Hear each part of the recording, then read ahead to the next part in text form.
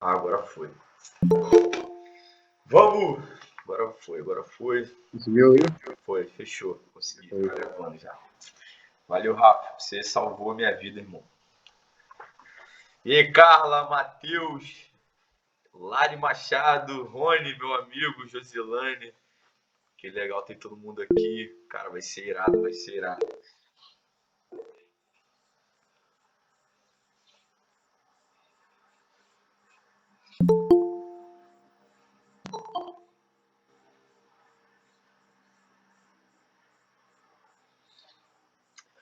Isso aí, Matsumura.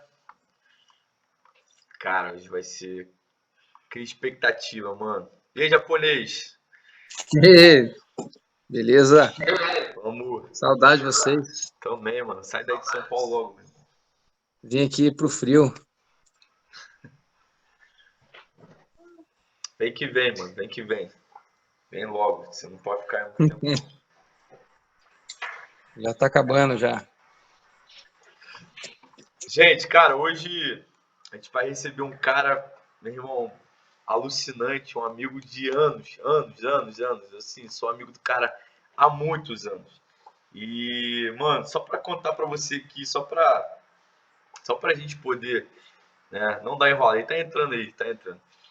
Cara, o cara tem, hoje ele é pastor, né, ele é pastor auxiliar na igreja do pai dele, né, o pastor Rafael Ramos, que é um cara, um pastor de jovens. E o cara tem uma cabeça, meu irmão, de crescimento tão poderoso. E assim, ele, só para você ter ideia, tem mais de 1.000 voluntários na igreja dele hoje, só pessoas servindo. Né? O último dia de voluntários que ele fez agora, mais 500 pessoas se candidataram para o voluntariado da igreja. O cara tem um crescimento exponencial, mas óbvio, né? Como eu sempre falo,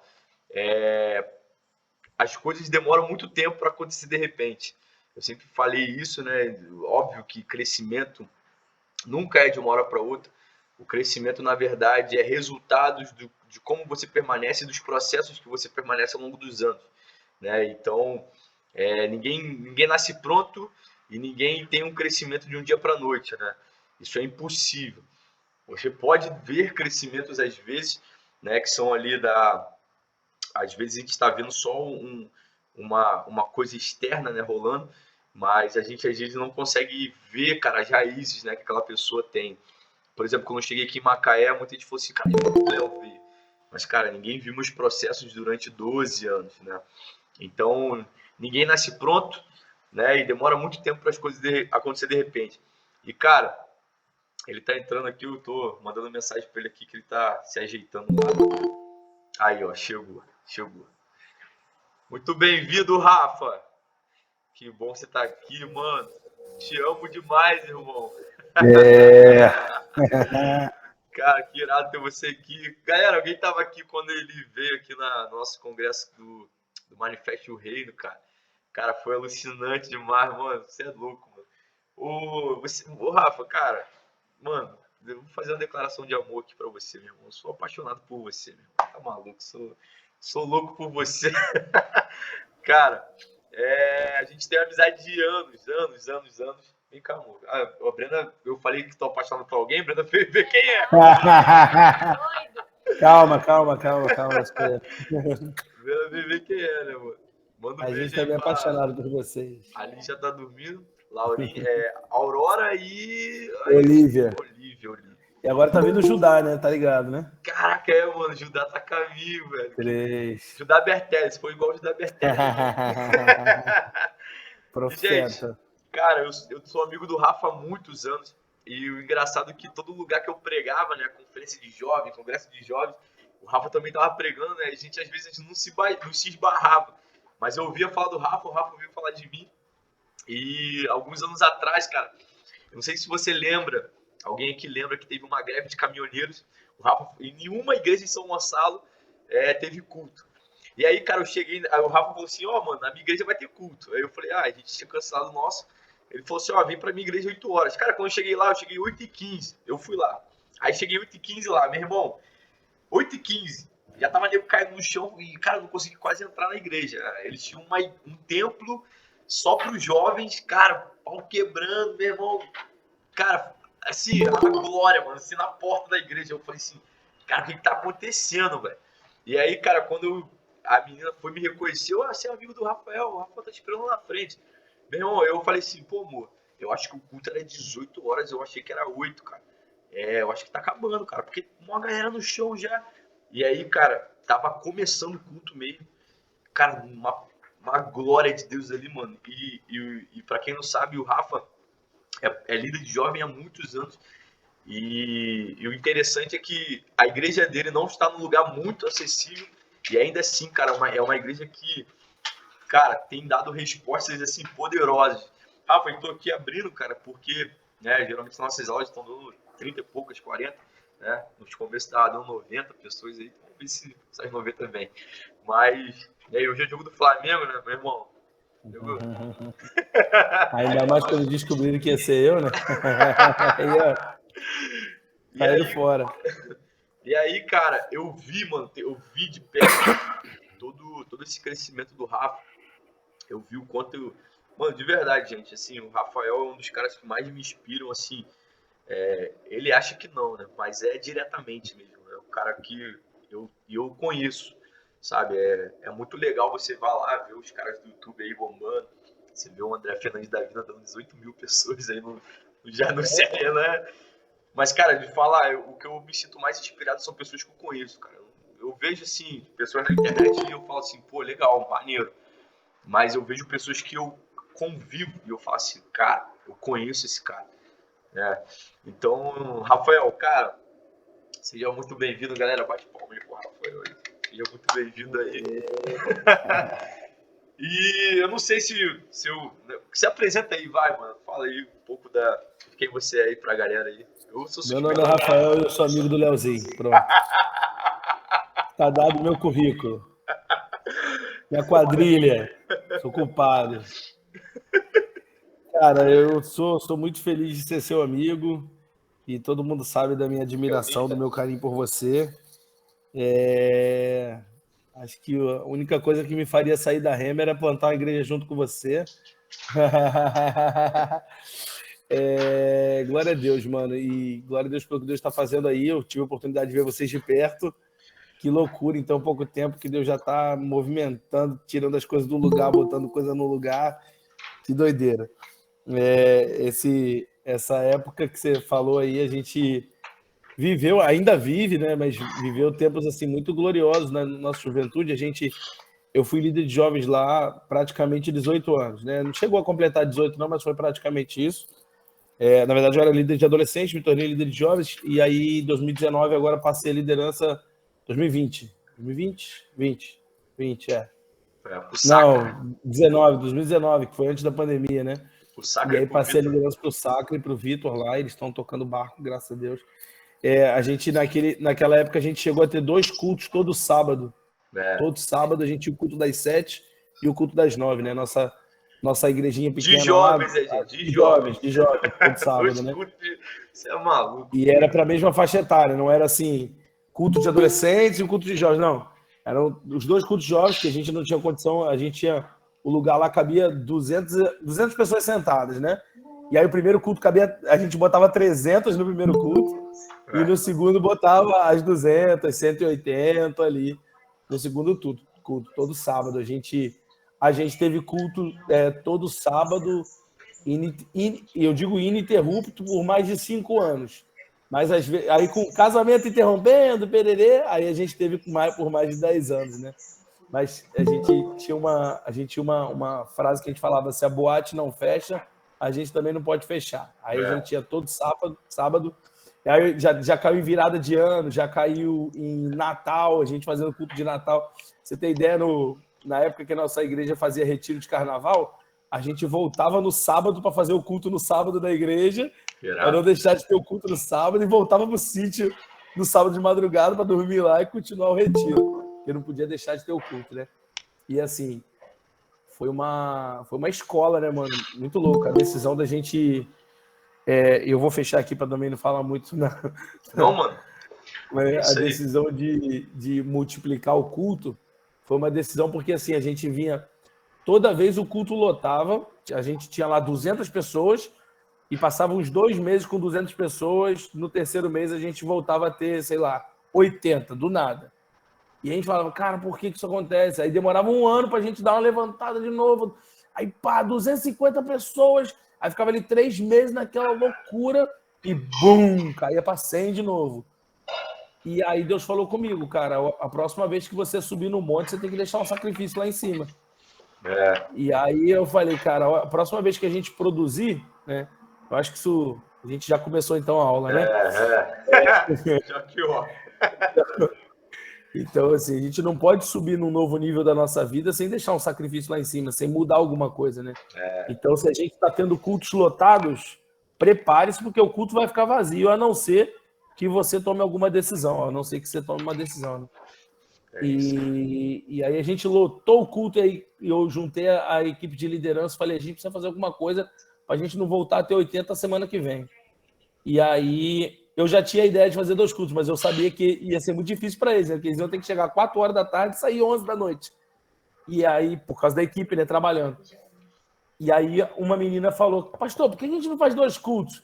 Falei, nossa, que ideia interessante. Fingindo que já não era a minha cabeça, né?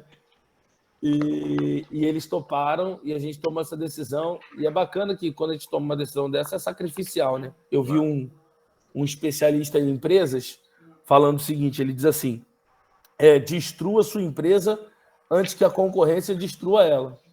Eu falo, pô, como assim? Aí ele falou assim, se você não destruir o que existe hoje, você não consegue construir o que vai existir amanhã. E se você não fizer esse processo desconstrutivo, o mundo vai fazer por obrigação. Eles vão te desconstruir, e aí só que você não vai conseguir construir algo novo. Você precisa desconstruir. Aí ele deu exemplo até da Magazine Luiza, que para a Magazine Luiza existir... Aliás, para a Magalu começar, a Magazine Luiza teve que deixar de existir. Né? É claro que hoje a Magalu já está também em maus lençóis. Mas as ações estão boas ainda. Dá para entender, né? Então, assim, foi uma loucura, porque de primeira era muito difícil, mas aí, meu irmão, a hora que virou, era Deus mesmo, a gente viu que era uma ordem de Deus. O Rafa, você saiu do Ministério de Jovens, não saiu, né? Porque você, cara, o Rafael é um cara, meu irmão, que eu me vejo muito nele. É um cara que não consegue largar assim, né? Tipo, não, não, vou ficar aqui só. Cara, a gente gosta de estar dentro da parada, sabe? Eu não sei se você largou totalmente, né? Os jovens, né? E tal. Mas hoje você tá mais numa área administrativa ali do lado do seu pai, né? Mas o crescimento geral da igreja. Conta um pouco sobre isso aí. Hoje eu sou pastor executivo na igreja, né? Então eu cuido das células e dos ministérios da igreja. Todas as células e todos os ministérios da igreja eu supervisiono. Então, eu acabei, assim, literalmente entregando mesmo a juventude. Eu faço muito pouco na juventude, mas eu sempre estou muito no meio, obviamente. Estou lá com eles e tal. E estou sempre, como eu supervisiono os ministérios, eu supervisiono eles também, né? Então eu tenho reunião com eles quinzenalmente e sempre cobrando, vendo como é que tá e tal. O único lugar na juventude que ainda tem minha mão assim direta é o Revo Intense, né, que é a conferência, mas por conta de um know-how de eventos, né, que eu estou gerando neles ainda, né, que é como um evento grande, que envolve valores, envolve muita coisa, logística muito, muito grande. Contar para vocês, porque vocês não são da casa, não tem problema vocês saberem, mas a gente está com o sonho desse ano a gente sair da igreja e fazer o Revo Intense, nossa conferência de jovens, fora da igreja esse ano, para tentar reunir um grupo maior, tentar ter 3.000 pessoas lá, né? Pelo menos. Aí a gente está pensando nos lugares diferentes. E Deus já falou para mim que se esse ano a gente conseguir fazer fora da Rema, ano que vem a gente vai sacrificar o Revo Intense e a conferência vai deixar de existir para a gente mudar o nome dela e ter uma conferência que consiga ser para a cidade e não da nossa igreja.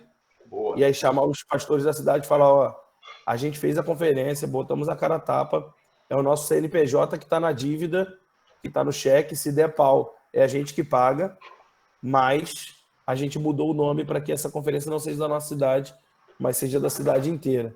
Vocês querem fazer parte disso para a gente ter uma conferência de jovens da cidade? Né? Tranquilão. Não, e Deus falou isso muito forte comigo. Ele falou assim, Rafa, eu posso te dar esse evento, mas, tipo, que é a velha história. Se a gente chegar lá, tem que sacrificar alguma coisa, não pode... E aí a gente não quer... Eu já falei com os meninos, ó, se a gente fizer isso, não vai ter um Revo Intense dentro da igreja de novo. Nunca mais. A gente vai... Acabou, nunca mais. Assim, a gente nunca mais vai ter a nossa conferência. Aí vai ter uma outra conferência de jovens da Rema aí, não tem problema, mas o Revo Intense vai ser sacrificado para a gente gerar uma unidade dentro da igreja, porque eu acho que a unidade também só acontece quando gente que construiu algo resolve abrir mão do que construiu também. O Rafa, você é um cara que você... Não contem isso para ninguém. Ninguém da minha igreja sabe, só a liderança. Vou botar lá no site do Fuxico Gospel. Conta pro Anderson Silva. Não, ele gosta só de outra coisa. Isso aí não é polêmico, não. É verdade. Mas, cara, o Rafa, você nasceu no Evangelho, né, cara? Você foi criado no Evangelho. E não sei se teve algum desvio ali ao longo do caminho. Mas você, cara, assim, a gente tá falando, o intuito desse curso, né, dessas semanas, né, foi que eu tinha compartilhado para você, que Deus tinha dado uma visão pra gente, que a gente construiria algo que ele tava dando essa visão pra gente, que a gente iria viver em 3 anos o que a gente não viveu em 14 anos como igreja, né? E foi muito louco, mano, porque eu tava indo para Curitiba, né? Eu sofri um acidente indo pro aeroporto, meu carro ficou destruído, eu atropelei um cachorro, o cachorro veio do nada, acabou com o meu carro, tava eu e Brenda tava no início da gravidez, e eu falei assim, Deus, você tem algo para romper muito grande. Toda vez que existe uma resistência, Deus está prestes a liberar algo muito poderoso sobre nós, eu sempre criei nisso. E eu lembro que quando eu fui pro voo, né, Deus estava falando comigo assim, PAC. Eu falei, cara, que parada de PAC é essa? E eu achei que era barulho de martelo, né, também, né, de construção e tal, mas Deus falou assim, Léo, PAC nada mais é do que Programa de Aceleração de Crescimento. Eu vou acelerar, cara, as coisas na sua vida e na vida da igreja. E quando eu cheguei em Curitiba, cara, eu recebi essa palavra que a gente ia viver em 3 anos o que não vivemos em 14. E você, cara, vive algo exponencial. E nosso intuito aqui, né, é de fato da galera sair da arquibancada, né? A gente está falando de pessoas aqui que chegaram na igreja há pouco tempo, mas também estamos falando de líderes, presbíteros, diáconos que estão aqui comigo, pessoas que já têm uma caminhada, né? Tem líderes aqui comigo também. Então, assim, cara, qual foi o ponto assim na sua vida que fez com que você de fato se movesse assim, a sair da arquibancada, sabe? De só assistir, porque essa que é a grande questão, né? A gente fala muito de avivamento, mas a gente pode, cara, sabe, ser a fagulha de Deus para esse start do avivamento, né? Só um parênteses aqui, por exemplo, não sei se você sabe também, né, Rafa, o Bola de Neve aqui no Rio foi por causa de uma menina que veio estudar de São Paulo aqui no Rio, e ela abriu uma célula. Ela tinha tanta sede, cara, de falar de Jesus, ela abriu uma célula em Niterói, né, na sua casa, lá em Itaipuaçu, na verdade, nem era nem em Niterói, ela estudava na UF ali em Niterói, mas ela abriu uma célula em Itaipuaçu, e, cara, nas primeiras semanas, 15, 20 pessoas, daqui a pouco virou uma parada assim, né, o Bola de Neve, e na época, cara, isso tem 20 anos atrás quase, cara, na época isso era muito louco, pô, mas hoje, por causa de uma menina, uma disposição, cara, hoje somos 40 igrejas no estado, sabe? Então, assim, conta um pouco como foi a sua experiência de você realmente, sabe, sair da arquibancada, assim, sabe? Como foi, Deus? Mano, o que me provocou muito foi porque eu tinha muita vivência com gente que estava fazendo fora, né? Fora do Rio, né? Então, desde pequeno, meu pai me mandava para tudo quanto é conferência, né? Então, se disser o nome de uma conferência no Brasil, eu já fui. Eu era rato, eu viajava 14 anos eu viajava sozinho, ia para as conferências todinha, conhecer todo mundo. E só que aí eu voltava para casa e não era assim aqui, né? E eu acho que isso é muito saudável desde que a gente tenha o coração no lugar, para a gente não se tornar insubmisso, né? Porque a gente sempre tem a tendência de culpar, sei lá, nosso pastor está errado, ou nossa denominação está errada. E vocês que são uma denominação muito forte, vocês podem ter uma experiência numa outra igreja, numa outra vivência, num outro lugar, falar assim, pô, tá dando certo lá porque eles fazem diferente. E piriri, papapá.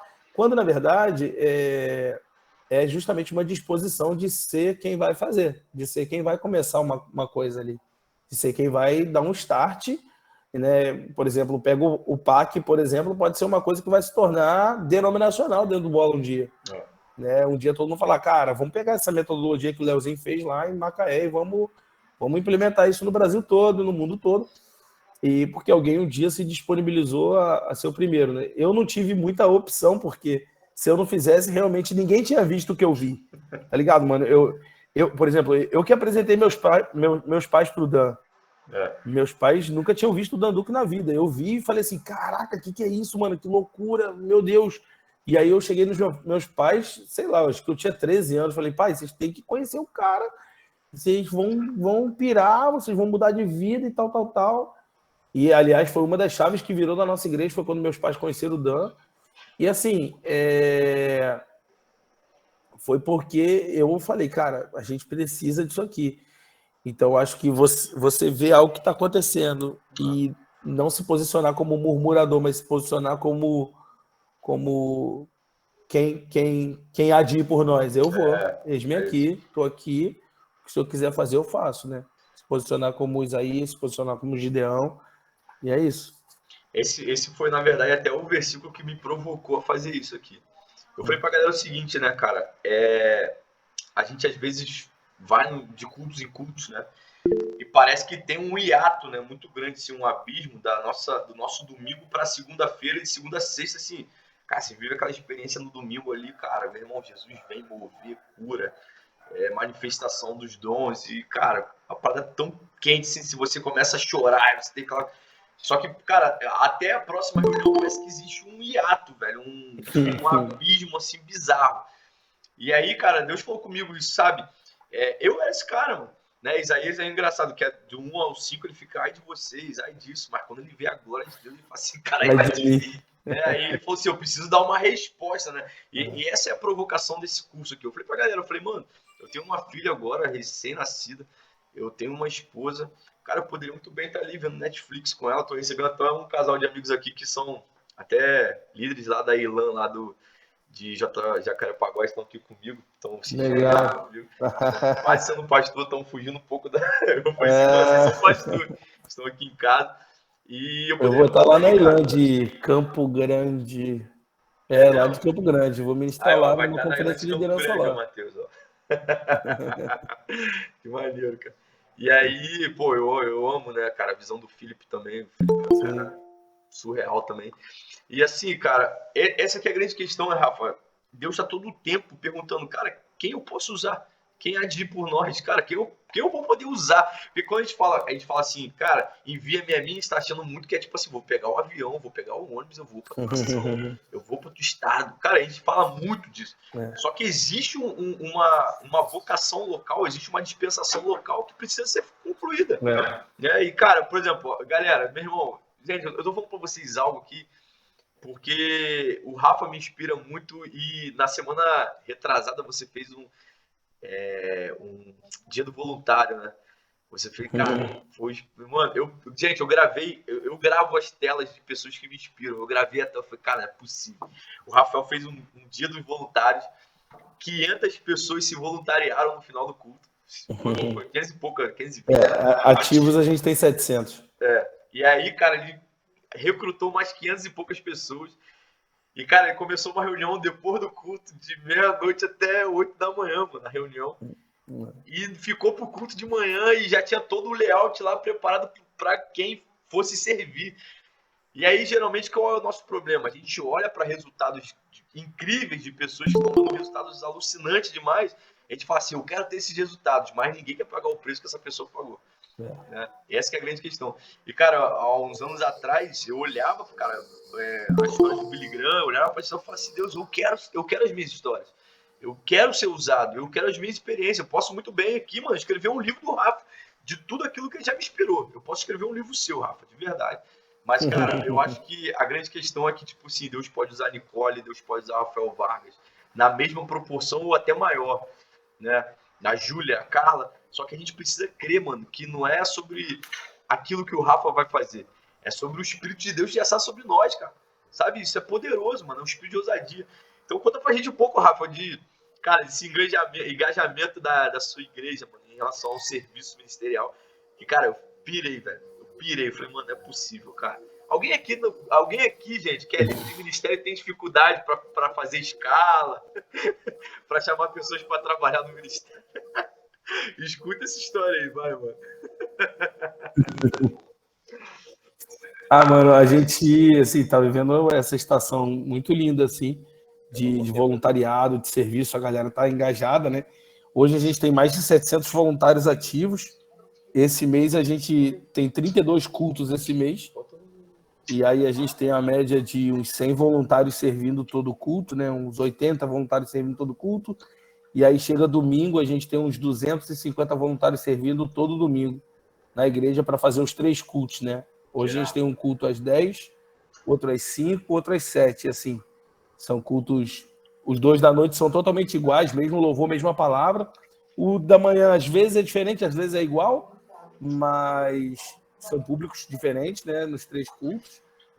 Graças a Deus, os 3 bem lotados. E assim, mano, o que virou a chave pra gente no serviço da galera foi envisioná-los, né? Envisionar sobre qual é o propósito disso que a gente está fazendo, né? E uma das chavinhas que virou também foi a rapidez com a qual a gente consegue engajar os novos convertidos na realidade do serviço, né? Então, quando a gente fez uma escala de áreas da igreja em que alguém pode trabalhar como novo convertido e áreas da igreja em que o cara tem que ser não novo convertido para poder começar a trabalhar nessa área. Então, vou dar um exemplo. A diaconia da nossa igreja, a pessoa só entra por indicação e a consagração é só uma vez por ano. Mas a recepção da igreja, a gente tem 4 entradas todo ano e a pessoa pode se auto-indicar, né? A pessoa pode se candidatar. É óbvio, ela é avaliada. Mas a gente consegue trabalhar muito melhor. Então, a média hoje demora, em média, de 2 a 4 meses para uma pessoa começar a trabalhar na nossa igreja, né? Desde o dia que ela se converteu. Ela se converteu, ela faz um curso que a gente chama de visão rema, né? É a visão da igreja. Depois ele está engajado numa célula, faz o dia do voluntário, ele começa a servir. Então, o dia do voluntário é um dia que esse cara que é novo voluntário, ele é obrigado a estar, né? Se ele não estiver, ele não pode começar a trabalhar, porque é um dia inteiro de muita transferência, conteúdo, ensino, workshop, e aí, finalmente, na noite, a gente faz uma transferência de unção mesmo. A gente ora por batismo no Espírito Santo, e aí quem faz essa oração são os voluntários antigos, né? E a gente tem muito uma cultura que a gente chama de irmão mais velho, né? A gente toma um certo cuidado com a gente entende a cultura da paternidade, mas a gente toma um certo cuidado para não usar ela cedo demais. Então, como o apóstolo Paulo diz, tendes muitos mestres, mas não tendes muitos pais. Né? E não é que é para você ter muito pai, tipo, dentro da igreja você tem alguns pais ali, são os pastores, a galera que realmente ali está na antiga, está há muitos anos ali. Os outros a gente chama de irmãos mais velhos, tanto a nível de discipulado quanto a nível de voluntariado, né? E aí a gente consegue dividir essa galera toda em 28 ministérios diferentes. E aí eu tenho ministérios, se a gente está falando assim, termos práticos, né? Tem os termos espirituais, tem os termos práticos. Termos práticos, tem os ministérios logísticos, que são os que não servem domingo. Então tem ação social. Ação social não tem escala de domingo, eles trabalham fora do culto, né? A ação social, a gente tem um ministério chamado Rema Clean, que é tipo mutirão de limpeza. Na igreja grande não tem mutirão, a gente passou a ter. A gente aqui é zeladoria, né? Zeladoria. Legal. E aí a gente tem um ministério chamado Longevidade, que é só para os velhinhos da igreja, que é bem legal também. A galera faz pilates, Pô, é maneiro demais. Legal. Deixa eu ver se tem algum velhinho aqui no grupo aqui. E lá eles falam que é acima de 50, né? Nem 60 não, acima de 50. Então já tem uma galera boa lá, né? Tem o Ministério de Primeiros Socorros, tem um ministério só de batismo, um ministério só tem um só de ornamentação da mesa da Santa Ceia, tá ligado? Irado. E aí toda a Santa Ceia, elas vão lá, arrumam, elas compram um pão, toda a Santa Ceia, que o pastor simbolicamente parte. Esse pão, né, não é o pão que a galera vai comer, né? Ele só levanta na hora da oração assim, parte, aí fica bonitão, né? Parte assim, né? E aí ele tem um vinho também, um suco de uva lá, que ele derrama num outro pote, tá ligado? Na hora que ele tá orando pelo vinho, né? E a galera da antiga se amarra, a galera fica louca, né? Pô, que lindo! A gente que é mais moderno fala assim, meu irmão, pega o cálicezinho descartável, já foi, pô. Não precisa... que ritual é esse? mas é super bonito, é realmente bonito, né? E aí fazem a mesa de Santa Ceia. A gente tem 4 cultos de ceia, né? 3 no domingo, no primeiro domingo do mês, e 1 na quinta-feira para a galera que não conseguiu vir no domingo.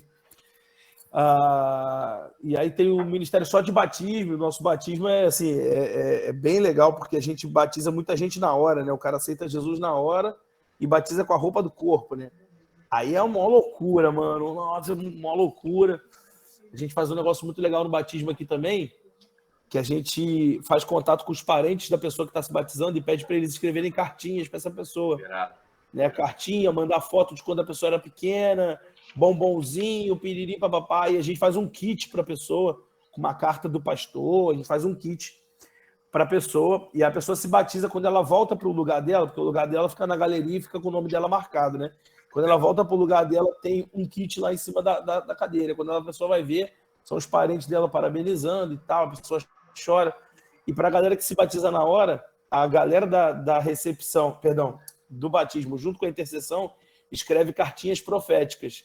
Aí eles escrevem assim, olha, eu não sei para quem essa carta vai chegar, mas Deus mandou te dizer que isso. Aí a gente enche de cartinha profética para confessar o fato de não ter a cartinha da família, né? E aí tem vários testemunhos, assim, que Deus, tipo, revelou a vida toda da menina na cartinha, a menina, caramba.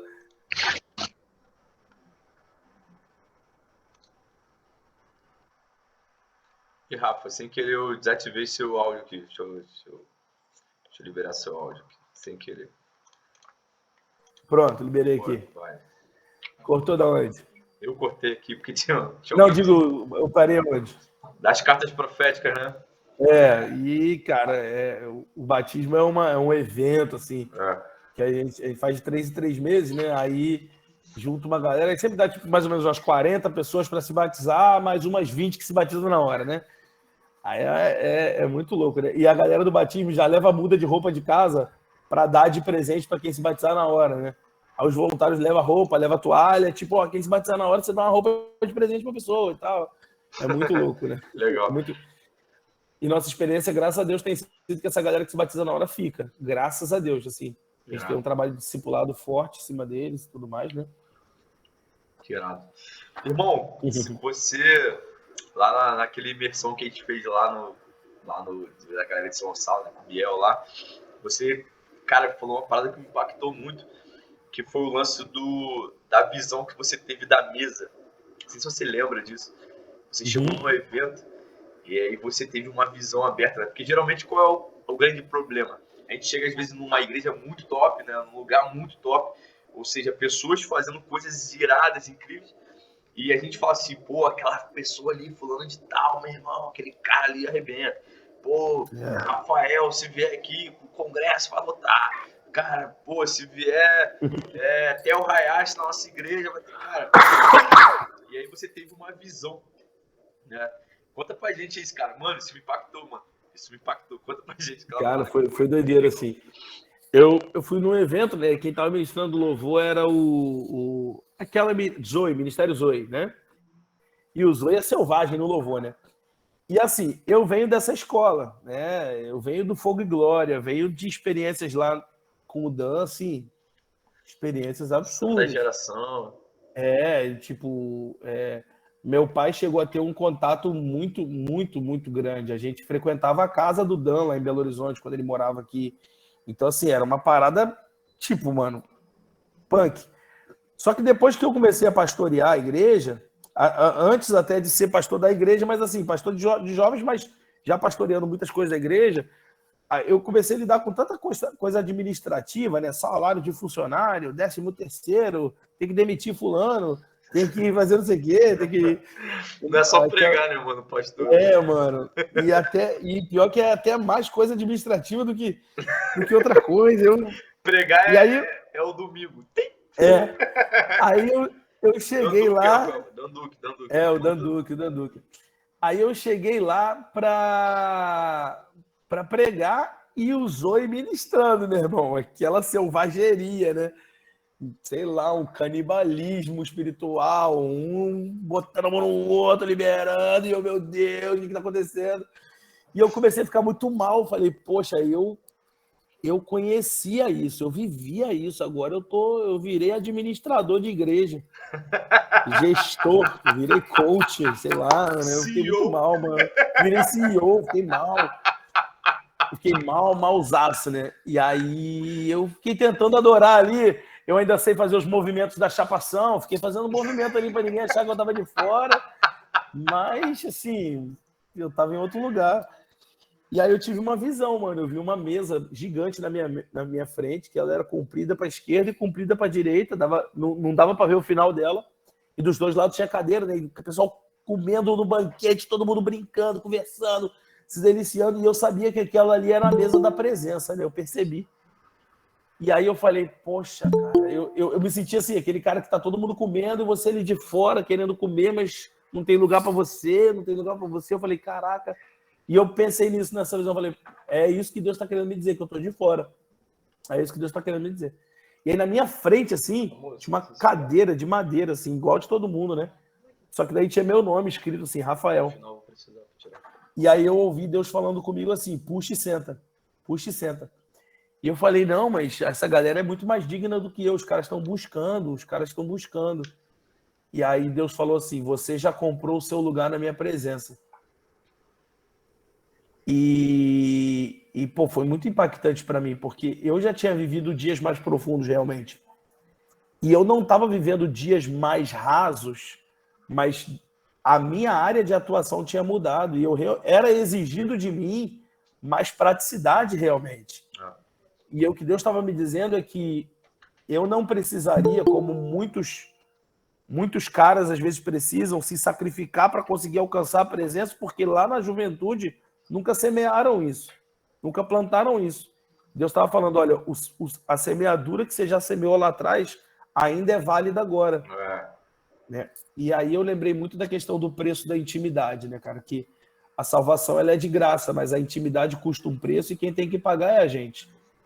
Né? A gente acha que a salvação é igual à intimidade, que o mesmo sangue de Jesus que vale para nos dar salvação é o sangue que nos dá intimidade. Não, o sangue abre o caminho.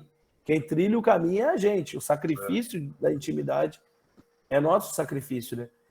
E eu me senti assim, eu falei, cara, eu paguei, né? Eu tenho uma história, que eu acho que eu contei naquele evento também. Talvez eu tenha até contado aí também, do aquário. Contei aí do aquário? Conta, mano. Essa é boa. Eu fui nos Estados Unidos, aí tinha um aquário lá, né, mano? O aquário de Atlanta. Era o maior aquário indoor do mundo e tal. E aí tinha um evento lá que era o show dos golfinhos e baleias dentro do teatro. Eu falei, pô, dentro do teatro. Aí tinha ingresso de $20 e os de $40, né? Na época, o de $40 dava R$120 e o de $20 dava R$80. Alguma coisa assim, R$60, sei lá. E aí eu falei, cara, eu vou ser esperto, vou pagar o mais barato. Paguei o mais barato. Aí quando eu cheguei lá dentro, tinha o mais barato, te dava direito a sentar só lá em cima, né? Lá longe, e o mais caro, mais perto, né? Só que eu já fiquei até feliz, que quando eu cheguei, nas primeiras fileiras, estava escrito assim, ao sentar aqui, você concorda que talvez você seja molhado. Aí eu falei, meu irmão, me dei bem, porque Atlanta é frio pra caramba. Eu falei, meu irmão, me dei benzaço, que eu não vou me molhar, né? Falei, nossa, paguei barato, ainda me dei bem. Sentei lá atrás, fiquei crente que eu tava abafando, né? Meu irmão, o show começou, imagina um teatro, que ao invés de palco tem uma piscina, e as baleias, o golfinho pulando. E a galera lá da frente, meu irmão, os caras alucinados, e eu lá atrás. Meu irmão, a baleia pra mim, pulando assim, ó. A galera lá da frente, meu irmão, os caras se molhando. Aí teve uma hora que a menina lá, a adestradora lá de baleia, falou assim, quem quer colocar a mão na língua da baleia? Aí eu bobo, né? Levantei a mão, Claro que ela escolheu a menininha da primeira fileira, que podia ter sido eu, se eu tivesse pagado o preço. E aí, a menina subiu, eu te juro, mano, aquela menina tava me vendo. Eu tenho certeza que a menina tava endemoniada, que ela botava a mão na língua da baleia, olhando para mim, sorrindo para minha cara. Tipo assim, tá vendo? Tá vendo? Você não está vivendo e eu estou vivendo?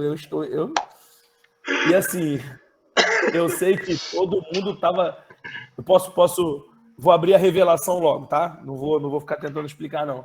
Todo mundo estava dentro da mesma igreja, mas cada um teve um culto diferente de acordo com o preço que pagou. Estava todo mundo dentro do mesmo teatro, só que de acordo com o preço que você pagava. Você era molhado diretamente pela água, você tocava na boca da baleia, você via acontecendo nas suas mãos, ou você era só o cara que assistia de longe. E assim, gente, ser multidão de Jesus é legal pra caramba. Comer pão multiplicado é maneiro, poxa, é show de bola. Chegar no culto, ver tudo organizado é maravilhoso, mano. É maravilhoso. Só que levar pão para casa foi só para os discípulos. A Bíblia diz que sobejaram 12 pães, exatamente o número de discípulos. Cada discípulo levou 12 cestos, perdão. 12 cestos. Então, cada discípulo levou um cesto cheio de pão para casa. Então, meu irmão, só levou cesto de pão para casa quem se sacrificou, quem se posicionou, quem tava todo mundo assistindo a mesma pregação, tava todo mundo vendo a mesma baleia de boca aberta, tava todo mundo dentro do mesmo teatro, tava toda a multidão assistindo a pregação de Jesus. Todo mundo comeu o pão, todo mundo assistiu o show, mas só quem tinha pagado o preço levou o pão para casa, só quem tinha pagado o preço se molhou no show, botou a mão na boca da baleia, né? Então, se eu posso dizer uma coisa para vocês, pessoal, paga o preço, chega mais cedo, sai de madrugada, não se sinta usado. Não se sinta usado. Quem está te usando não é Leozinho, quem está te usando não é a igreja, quem está te usando é Jesus. E Jesus ele tem uma recompensa. Ele tem uma recompensa guardada para os seus. E é uma recompensa que Jesus não é bobo, ele faz várias provas dos discípulos para poder dar recompensa, né? E aí, deixa eu só falar disso. Pode, Léo? Só aprofundar isso aqui. Jesus tinha 70 discípulos. Dentro dos 70, ele tirou 12, né? E aí, dos 12, ele chamou esses caras de apóstolos. Os apóstolos não eram nem a multidão, que era o primeiro ciclo, nem os 70. Eles eram apóstolos, eles caminhavam com Jesus. A multidão ouvia as parábolas, ok? Mas só os 12 entendiam.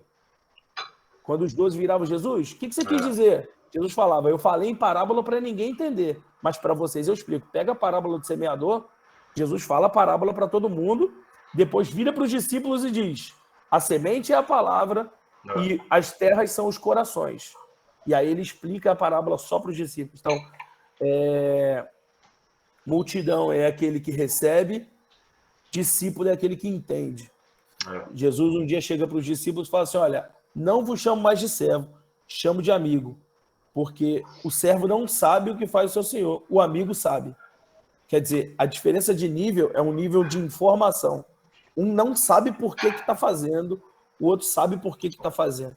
Então, se você é só servo, você faz, fica chateado, porque você não sabe por que está fazendo, você se sente usado, você faz um ano, mas o ano seguinte você não quer mais ser voluntário, você não quer mais servir, você não quer mais fazer nada, porque você é chamado de servo. Servo não sabe o que faz o Senhor. Ele não tem esse nível de informação. Amigo tem. E aí Jesus promove os caras para mais perto. Vocês não são mais meus servos, vocês são meus amigos. Amigos têm um nível de informação. Vocês sabem o porquê vocês fazem, né? Daí, dentro desses 12, Jesus tinha 3. Pedro, Tiago e João. Pedro, Tiago e João, Jesus levava para todo lugar. No Monte da Transfiguração, Pedro, Tiago e João. No barquinho, Pedro, Tiago e João, no barquinho. Bora, galera. Né? No momento da multiplicação da pesca maravilhosa, Lucas 5, Pedro, Tiago e João estavam lá. No momento Getsemane, no momento da morte de Jesus, ele leva Pedro, Tiago e João. Pedro, Tiago e João eram os discípulos mais íntimos de Jesus. Quando vai ressuscitar aquela... Então, Talita Cumi. Isso. Ou seja, Jesus, havia momentos que até os 12 não chegavam perto dele, os 9, né? Só os 3 chegavam perto. E aí, os três, eles tiveram acesso não à informação, mas eles tiveram acesso aí, se você está anotando, à natureza. A Bíblia diz que no Monte da Transfiguração, Jesus se transfigura diante deles e mostra. Pedro, Tiago e João viram Jesus em sua forma eterna. Meu irmão, meu amigo. Aliás, não sei nem como é que Pedro negou Jesus, mas tudo bem. Que, meu irmão, ele viu como aquele hino antigo dizia, né? Verei a Jesus como ele é. Ou seja, ele viu Jesus como ele é, meu irmão. E ainda de leve, de quebra, levou Moisés e Elias junto. Então, imagina o pique daquele. Só quem viu isso foi Pedro, Tiago e João. A mentoria. Aquilo ali. O nível da mentoria, irmão. A multidão não teve acesso, os 70 não tiveram acesso, os 12 não tiveram acesso, mas os 3 tiveram acesso. E ali já não era mais um desnível de informação, era de revelação. Jesus não estava informando a eles sobre sua natureza, estava revelando sua natureza. E aquilo ali foi louco. Só que tem um cara na palavra, autodeclarado, inclusive, o discípulo a quem Jesus amava, João. E de acordo com a palavra, esse era o discípulo mais íntimo de Jesus. E se você ler no texto, ele foi o único discípulo que ficou do lado de Jesus. Em Provérbios, a Bíblia diz assim: ama o amigo em todo o tempo e na angústia faz o irmão, se torna um irmão. Lembra que os discípulos tinham sido promovidos de servo para amigo, né? Não vos chamo mais de servo, agora vocês são amigos. Só que eles não foram promovidos de amigo para irmão. Jesus nunca chamou eles de meus irmãos, né? Eles não são irmãos. Só que, quando Jesus está prestes a morrer, ele olha para o chão e João está lá. O único discípulo que ficou. E Maria também. Não sei quem lembra aí que Jesus falou para João. Falou assim: João, eis aí a tua mãe. Maria, eis aí o teu filho. O que é quem é filho da mesma mãe que eu? Ama um amigo em todo o tempo e na angústia você se tornou? Meu irmão, você foi promovido, João. O único dentre a multidão, dentre os 70, dentre os 12, dentre os 3, que foi promovido ao nível de irmão, foi João. Vem cá, você é meu irmão. Então, e aí João tem várias coisas que nenhum discípulo teve. Né? João, se você for ver, Jesus não disse para todos os discípulos quem o trairia. Ele disse para João. Um texto deixa muito claro quando todo mundo pergunta, Jesus não responde, aí Pedro faz sinal para João. A Bíblia diz, e Pedro fez sinal, o discípulo que recostava a cabeça no ombro de Jesus, fazendo sinal, pergunta para ele você. Como quem diz, eu sei que você tem intimidade suficiente que eu não tenho. Pergunta você. E aí João olha para Jesus e pergunta, quem há de te trair? E aí ele responde. João é o único discípulo que não morre de morte violenta. É João. João é o único discípulo que tem a revelação do Apocalipse. É João. Então, João carregou a natureza de Jesus assim de maneira muito profunda, né?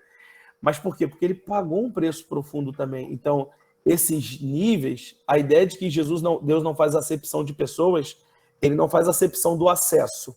Ele dá o mesmo acesso a todo mundo, mas ele recompensa de maneira diferente. A Bíblia diz que o galardão é recompensa de acordo com as obras, tá? Salvação é pela graça mediante fé. Mas galardão é recompensa de acordo com as obras. Quer dizer que ele nos trata, ele nos recompensa de maneira diferente de acordo com o nosso sacrifício em vida.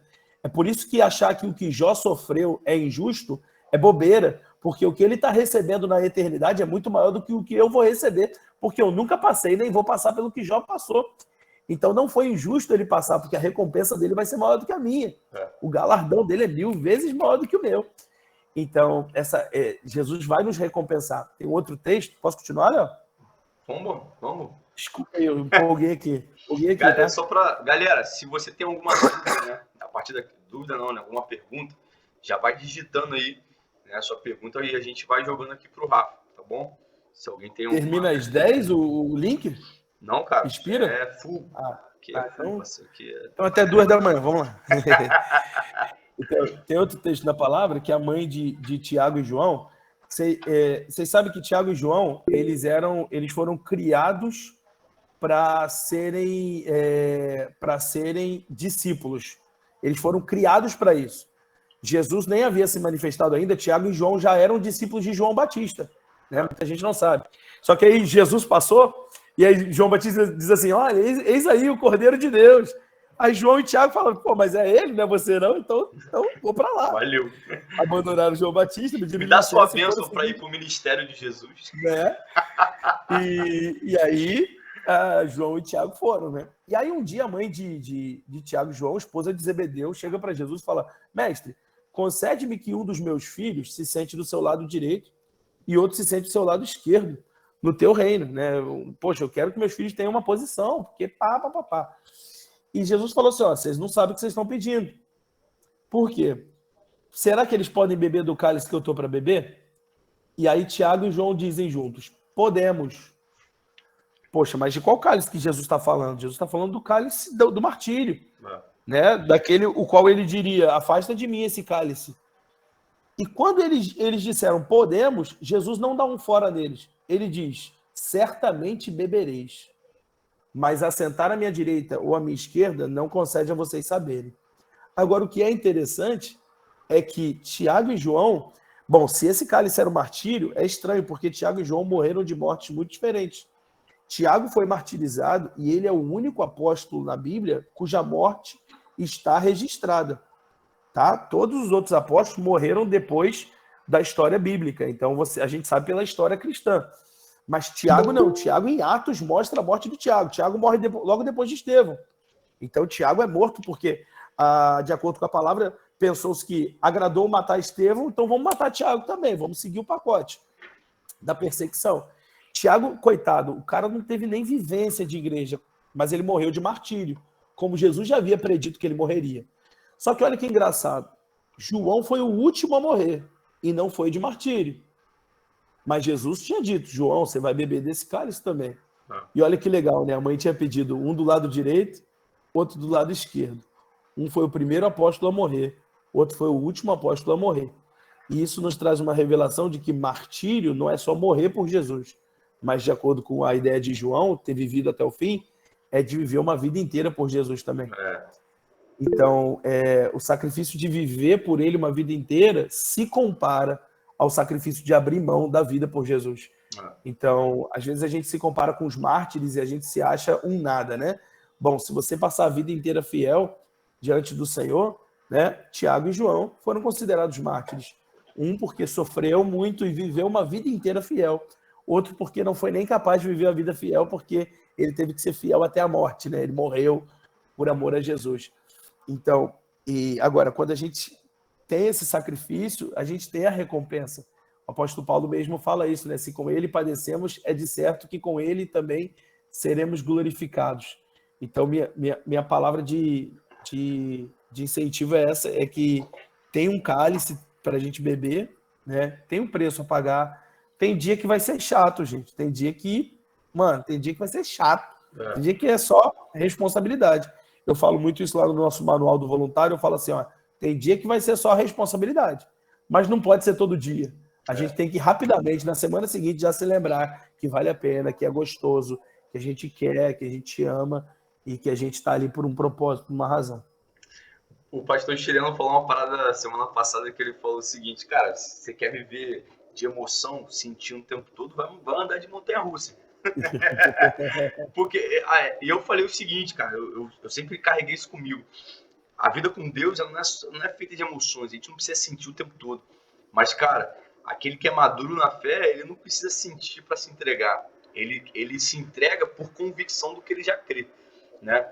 Cara, eu sou convicto, mano, se Jesus, mano, de verdade. A revelação que eu já recebi já foi suficiente. Rafa, se Deus não fizer mais nada, se Deus não fizer mais nada na minha vida, eu vou me manter fiel até o final da minha vida. Deus não precisa fazer mais nada para se mostrar que ele que ele é Deus. Ele já se mostrou, já tive a minha experiência. O grande problema é que a gente acha que a vida com Deus é o tempo todo emoção, eu preciso sentir alguma coisa. Mano, eu não dou resposta por causa do meu sentimento, da minha emoção. Eu dou resposta porque eu tenho convicção. É diferente, cara, sabe? Cara, eu amo quando Deus chega para Abraão. Cara, Deus fica lembrando Abraão o tempo todo da promessa dele. lembrando o tempo todo da promessa dele. Cara, fica lembrando, Abraão, cara, vou te fazer pai de multidão. Abraão, você vai ter um filho, cara, e ele, a descendência, né, a descendência que vai ser gerada a partir da sua descendência, cara, vai abençoar todas as nações, vocês serão benditos, né? Todas as nações serão benditas. Cara, você será uma bênção. Cara, ele começa, e Deus toda hora aparece para Abraão, toda hora. Só que vai chegando uma hora na vida de Abraão, cara, que não é que Deus vai cansando, né? Mas eu creio e eu levo isso para mim. Chega uma hora que Deus sabe, cara. Tipo assim, Deus não quer ficar lembrando o tempo todo pra gente o que ele vai fazer. Mas chega uma hora que Deus chega para Abraão e fala assim: Abraão, anda na minha presença e seja perfeito. Tipo assim, eu não preciso te lembrar da promessa que eu tenho para você. A gente quer o tempo todo revelação, a gente quer o tempo todo sentir algo, a gente quer o tempo todo dar resposta na emoção, a gente vai pro culto, a gente não sentiu nada e a gente não ora. A gente foi pro culto e não sentimos nada e a gente não faz nada. E eu falo, cara, se Deus chegar para mim hoje e só falar assim, Léo, anda na minha presença e ser perfeito, para mim já é suficiente. Meu irmão, eu sei das promessas que ele tem para mim, eu sei quem eu sou para ele, eu sei da minha promessa de salvação, meu irmão. Então, se Deus não fizer nada até o final da minha vida, cara, eu tô feliz, mano. Porque isso configura a nossa maturidade. A gente não vive para Deus por aquilo que ele faz por nós. A gente vive por Deus porque ele é pra gente, né? O que ele fez por nós, o que ele se entregou por nós. Então, cara, dá pra gente ficar só se movendo, né, mano? Às vezes, cara, é assim, é 90%, cara, das pessoas que vêm trocar ideia comigo em relação a desânimo, em relação a querer desistir do ministério. A maioria delas, cara, elas estão dando respostas na alma. Ah, porque eu não sinto, eu oro, eu não sinto mais a presença de Deus. Cara, peraí, mano, você não precisa sentir a presença de Deus o tempo todo, né? A gente fica com aquela necessidade de sentir o tempo todo. Cara, isso é até automático, mano. Você quer todos os dias ter algo nas suas emoções, mas, cara, maturidade, Senhor, mesmo que a figueira não floresça, mesmo que não haja fruto na vide, cara, ainda assim eu me alegrarei, meu irmão, alegrando, mano. Não tô vendo fruto, não tô vendo promessa, não tô vendo nada acontecer. Ainda assim, eu me alegrarei no Senhor. Não é tipo assim, ainda assim eu vou ficar legal. Não, ainda assim eu vou me alegrar, meu irmão. Entende? Então, assim, existe uma maturidade. Você falou, Rafa, cara, o discípulo ele paga um preço maior, mas também acessa lugar que ninguém acessa. Entende?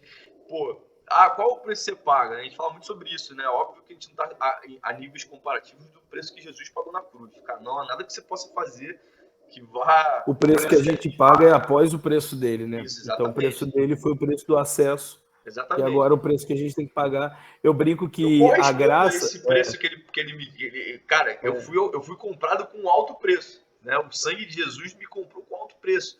Agora, eu correspondo a essa realidade. Né? Eu digo que a graça é como um edifício de 200 andares. E aí você está lá no andar 200, aí você pega uma escadinha de madeira, que é o seu sacrifício, que é a sua parte, e aí você vai subir 2 metros. Aí você vai falar assim, nossa, eu estou a 200, não sei quantos andares e mais 2 metros de altura. Bom, é verdade, você está 2 metros acima, só que você tem que entender que todos os outros 200 andares, quem te colocou lá em cima não foi você, né? Então, assim, existe a diferença, mas essa diferença é a escadinha que a gente coloca diante de um prédio de 200 andares, que é a graça de Deus, que nos sustenta, né? Ô, Rafa, vamos falar assim de algumas coisas, já, talvez aqui para dar uma aguçada na galera. Não que a gente não foi aguçado até agora. Só revelação mais daqui agora. Não, vamos dar uma... Eu não sei, cara, eu até tinha falado, né? Cara, Rafa, prepara algo aí, cara. Não sei se já... Eu tenho um negócio que eu queria falar depois. Então, no final, você me dá 5... Pode ser a hora que você quiser. No final, você me dá 5 minutos para eu falar uma palavra que Deus me deu. Demorou, beleza. A gente tem discernido em Deus, cara, que a gente vai chegar numa nova estação. Né? A gente está chegando em algo novo. E foi engraçado, cara, porque isso é bem desconfortável, né? Por exemplo, a nossa igreja tem uma cultura muito de guerra, cultura mesmo de avançar. Pô, a gente não é uma igreja só evangelístico, né? Até o pilar evangelístico nosso já foi mais, né? Bola de Neve já foi muito, cara. Bola de Neve fazia assim, galera. Hoje é profético. Hoje é muito profético e apostólico, né? E a gente tem essa visão de cultura de guerra, meu irmão. A gente quer bater muito no capeta pra apanhar pouco, né? A gente tem aquela parada de, meu irmão, a cultura de guerra. Então, assim, a gente fala muito sobre santidade, muito sobre isso. E, cara, Deus tá falando muito com a gente que a gente está acessando um novo nível. Mas para todo novo nível de Deus também vão existir resistências. Né? Você concorda comigo? Cara, quando Jesus ele vai ingressar o povo para entrar em Jericó, né? Cara, ele falou assim, ó, eu tô indo na frente de vocês, né? E houve muitas resistências, né? Porque a gente vê, né, cara, uma cidade fortificada, nego mais forte que a gente, né? A gente é peregrino aqui no deserto e os caras tudo guerreiros já, com arma, com cidade, meu irmão, imagina o nível de loucura. Deus faz uma espada muito louca. E, cara, eu lembro que em dezembro, né, em novembro eu recebi essa palavra, que a gente ia viver em 3 anos o que nós vivemos em 14. Em dezembro, a gente recebe uma outra palavra, que parece que é antagônico. Deus falou assim com a gente, cara, com a intercessão com a intercessão, falou assim, para todo crescimento existe uma poda, e Deus falou assim, eu vou podar. E aí o que aconteceu? Cara, a gente teve perdas, óbvio, né? Perdas, assim, ministerialmente falando mesmo, né? Pessoas que estavam liderança saindo e tal. E aí, cara, se você não tá ligado no espiritual, se você não tá ligado nisso em Deus, você fica assim, ai meu Deus, tô perdendo pessoas, cara. Quando é de Deus a poda, você não precisa fazer nada. Eu só tava assim, ó. Pastor, eu quero sair da igreja. Eu falei, cara. Aí eu, na verdade, quando as pessoas vinham trocar ideia comigo, eu já me comunicava. Nem tipo assim, poxa, pastor, eu tô passando um deserto, um momento difícil. Poxa, vamos orar. Pra te avisar. Vinha com o comunicado, já talvez até com a carta da outra igreja pronta, né? Vou sair da igreja. Você tá me comunicando, você tá pedindo um conselho. São duas coisas distintas. E eu sei, cara, que para todo novo de Deus, muitas pessoas ficam pelo caminho. Foi assim com a geração do deserto, né? Deus falou assim, ó, por conta da incredulidade de vocês não vão acessar o novo. Né? Conta pra gente um pouco, Rafa, daquilo que vocês viveram, cara, porque hoje vocês vivem algo muito poderoso. E foi o que eu falei, cara, a gente está acessando um novo nível. E Deus está mostrando, cara, que nós seremos uma guerra de milhares. Hoje nós não temos milhares, mas você é um cara que tem. Você é um cara que tem milhares de pessoas, né? Então, assim, conta pra gente um pouco das suas experiências no que diz respeito ao crescimento ministerial, né? Aqui tem muitos presbíteros, líderes de ministério, né, diáconos aqui, e pessoas até que são líderes aqui, e pessoas que vão ser líderes, né? Então, para a gente lidar com esse crescimento, qual foi, o que você usou assim para crescimento, para engajar o que você já tinha, a sua galera, né, para que você acessasse o novo? Mano, não tem nenhum pacote mágico, né? Isso aí, né? A gente geralmente, porra, fala aí os métodos aí. A gente tá. Cara, foi só rapidinho. Fala aí.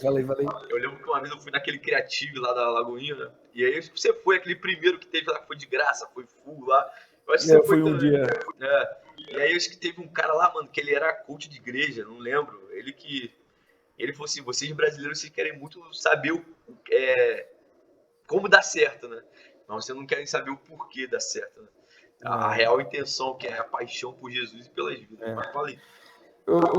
Já que você falou isso, deixa eu te contar uma experiência. Eu tava lá eu tenho sonhado muito, assim, crescimento é uma coisa que a gente fala pouco. Aliás, se eu posso dar um conselho, legal. Esse, assim, a gente fala pouco de crescimento, porque senão a própria igreja, em algum momento, sente que o foco é crescer. E não deve ser isso. A numerolatria, né? E o Carlito, lá nessa conferência que a gente foi, ele falou isso. A gente não deve ter numerolatria nem numerofobia. Eu peguei dele. Mano, eu amo o Carlito. Cara, e aí eu tava lá, né, cara? E assim, eu tenho visto o crescimento da nossa igreja, cara. A gente tá alucinado. A gente tem aquele curso de visão da igreja, né? De 2 em 2 meses. E, cara, faz 6 turmas que de 2 em 2 meses eu tenho 100 novos alunos. Ou seja, é uma média de 100 novos membros na igreja a cada 2 meses. Legal. E, tipo, numa loucura e tal. E eu tenho sonhado muito, assim, cara, e se a gente conseguir, né?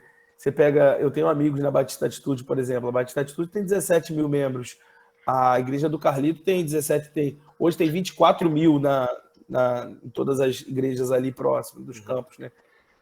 E aí eu tava lá, né? Aquela igreja imensa, lotada, todo mundo cantando. Cara, meu sonho é lá, velho. Eu leio o livro dele, cara. Cara, você foi agora lá, eu falo, mano, eu falo. Aí eu eu ouvi uma pergunta assim, que não foi nem do diabo, nem minha, foi uma pergunta retórica, talvez, que era assim, para que tudo isso? Né? Mas juro que não foi uma pergunta nem minha, não era eu. Eu nunca, pô, pelo contrário, eu me amarro, eu falo, cara, que legal tudo isso, né? E também não era do diabo, eu não estava ali num lugar para dar ouvido para diabo, mas eu acho que era Deus me permitindo fazer uma pergunta para ele poder dar a resposta. Do porquê, né? Para que tudo isso? Né? Aquela pergunta, pô, mas para que querer ter 15 mil membros numa igreja? E aí, com aquela galera toda de mão levantada, o pessoal estava cantando. Mano, era uma música gringa aí de muita exaltação, assim, sabe? E aí, a galera cantando com força, e aí eu senti o Espírito Santo falando no meu coração, porque ele merece.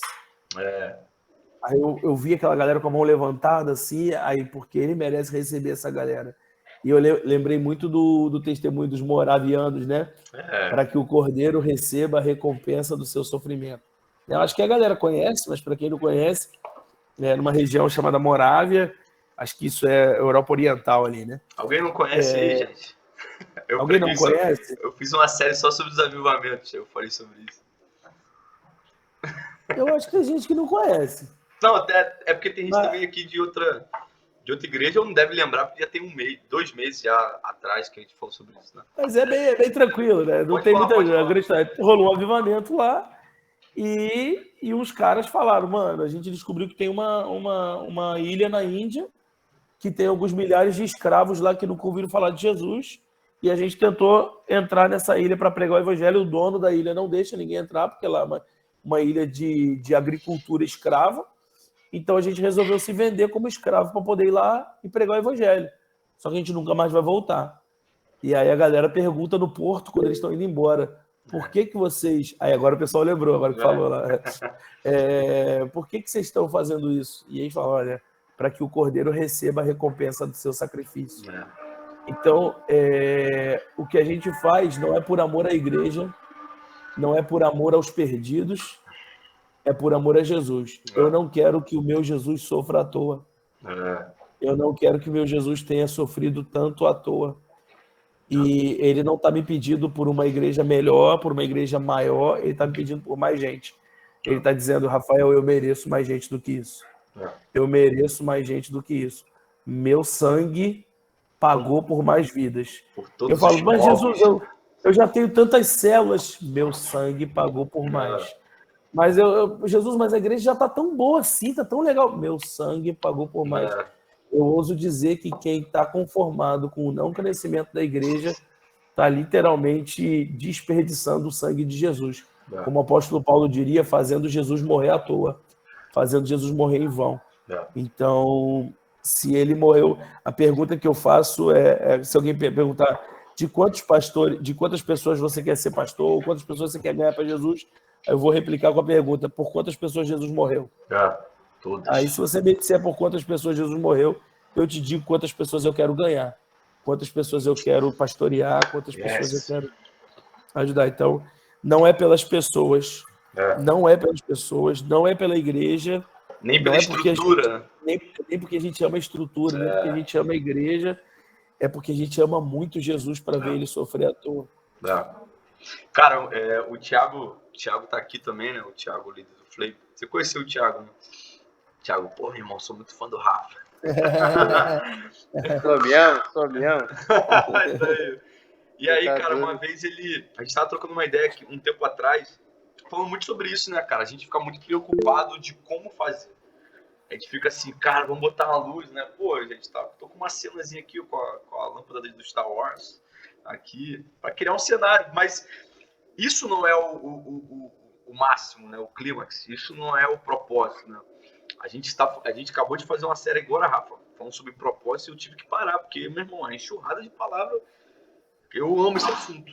Se não ia ser só isso aí, mano. Exato. Pô, meu irmão, cara, Rafa, quantas vezes você pregou sobre propósito, cara? Tranquilo. E aí eu lembro da primeira vez que eu vi aquela palestra do Simon Sinek, né? Do Comece pelo Porquê, né? Como você faz aquilo que você faz, né? E geralmente a gente quer saber como que eu vou fazer com luz de LED, eu vou fazer porque vai atrair mais pessoas, eu vou botar... Só que a gente tá... Cara, a gente não tá interessado no porquê que a gente tá fazendo isso, né? Eu, cara, tava conversando com o Thiago, cara, há uns anos atrás, quando a gente tava liderando o Flame lá em São Gonçalo, né? Você pegou essa época aí, cara, quando a gente foi levantado líder do Flame, tinha uma pessoa. Eu, primeiro culto, eu tava adorando assim, com o violão, e tinha um cara assim olhando pra mim assim no puff, assim, ó. Tipo, eu lembro, cara. Mano, Quase que ele pediu música, quase que ele. Aí, canta aquela do Djavan agora aí. Mano, sem sacanagem, a gente botou um monte de puff assim, né? Cara, aquela coisa de. Vamos fazer uma coisa diferente. Cara, isso 2013, mano. 2012, Botou pallet, não? Palletzinho, pô. Palletzinho não, tem que ter, pô. nessa época do pallet, eu falei assim, gente, pelo amor de Deus, para de botar esse negócio aqui na igreja, um monte de troço velho. E eu lembro que o moleque tava assistindo o puff assim, ó. Me assistindo adorar, porque eu tava adorando sozinho, verdade era essa. E eu lembro, cara, que eu fiquei assim, tipo, caraca, Deus, pô, tem um cara só aqui, a gente fez mó parada, pô, tem um cara, mano. Eu lembro que Deus falou pra mim assim, Léo, por que você tá fazendo isso, cara? Você tá adorando a quem? A ele? Você quer números? Eu nunca vou te dar número, mas ele falou assim pra mim, cara, se você for fiel no 1 aqui, eu vou te colocar em milhares. E aí, cara, isso foi 2012, 2013, mais ou menos. E aí eu lembro, cara, que foi passando os anos e Deus falou pra mim assim, se você me adorar com a mesma intensidade que você tá adorando pra uma pessoa, aí com uma pessoa te assistindo, eu vou poder te levar a lugares, cara, que você não conseguiu entender nem compreender, mano. E aí, cara, foi passando os anos, eu tinha esquecido essa palavra, foi passando os anos, e aí eu lembro que eu fui chamado para pregar na inauguração do Flame lá de São Paulo, que era a antiga sede. Pô, a inauguração com 3.000 pessoas, mano. E aí, quando eu tô orando assim, mano, tô orando e eu olhei, abri o olho, Deus me lembrou desse dia, 2012, isso foi 2016, né? 2012, uma pessoa e tal. E aí Deus me lembrou dessa palavra. Ele falou assim, Léo, você pregou e você foi intenso adorando a mim com uma pessoa. Cara, hoje eu tô te botando diante de 3.000. Mas, cara, existem mais. Então, assim, a gente não consegue entender o porquê. A gente está vendo muita estrutura, a gente está vendo muito as igrejas estão dando certo, mas é por que estamos dando certo. Né? E eu estava conversando com o Thiago, eu falei justamente sobre isso, cara. A gente estava, poxa, cara, como que a gente vai fazer para ter mais pessoas aqui e tal? E eu falei assim, Thiago, um dos meus maiores encargos, cara, é preparar os santos, né, para a obra do ministério. Assim como Deus, ele uns pastores, profetas, evangelistas, mestres, apóstolos, a fim de preparar os santos para a obra do ministério. Então, cara, eu falei com ele o seguinte, Thiago, o meu maior propósito, cara, é construir um legado. Legado não é o que eu construo. Legado é o que eu deixo nas pessoas. Né? Legado é o que eu faço pelas pessoas. Jesus, cara, para mim, é o maior modelo de liderança, porque ele falou assim, eu vou pro Pai, mas agora é com vocês. Vocês vão fazer obras iguais ou maiores do que eu fiz. Então, todo líder precisa deixar a pessoa fazendo igual ou maior do que você fez. Esse é o sucesso da liderança para mim. Se você não prepara alguém para ser igual a você ou maior que você, você falhou como líder. Para mim é isso. É por isso que eu falei pra galera, eu falei, mano, eu poderia estar vendo Netflix meu pipoca, irmão, mas eu tô desgastando e tem curso de líder, tem up líder, tem isso, tem um sim. Ele chamou o pastor Marcelo Bigardi, P300, faz isso, faz aquilo. Por quê? A gente quer preparar pessoas, cara. Pessoas à imagem e semelhança de Jesus. Então, por quê? Porque o Cordeiro é digno.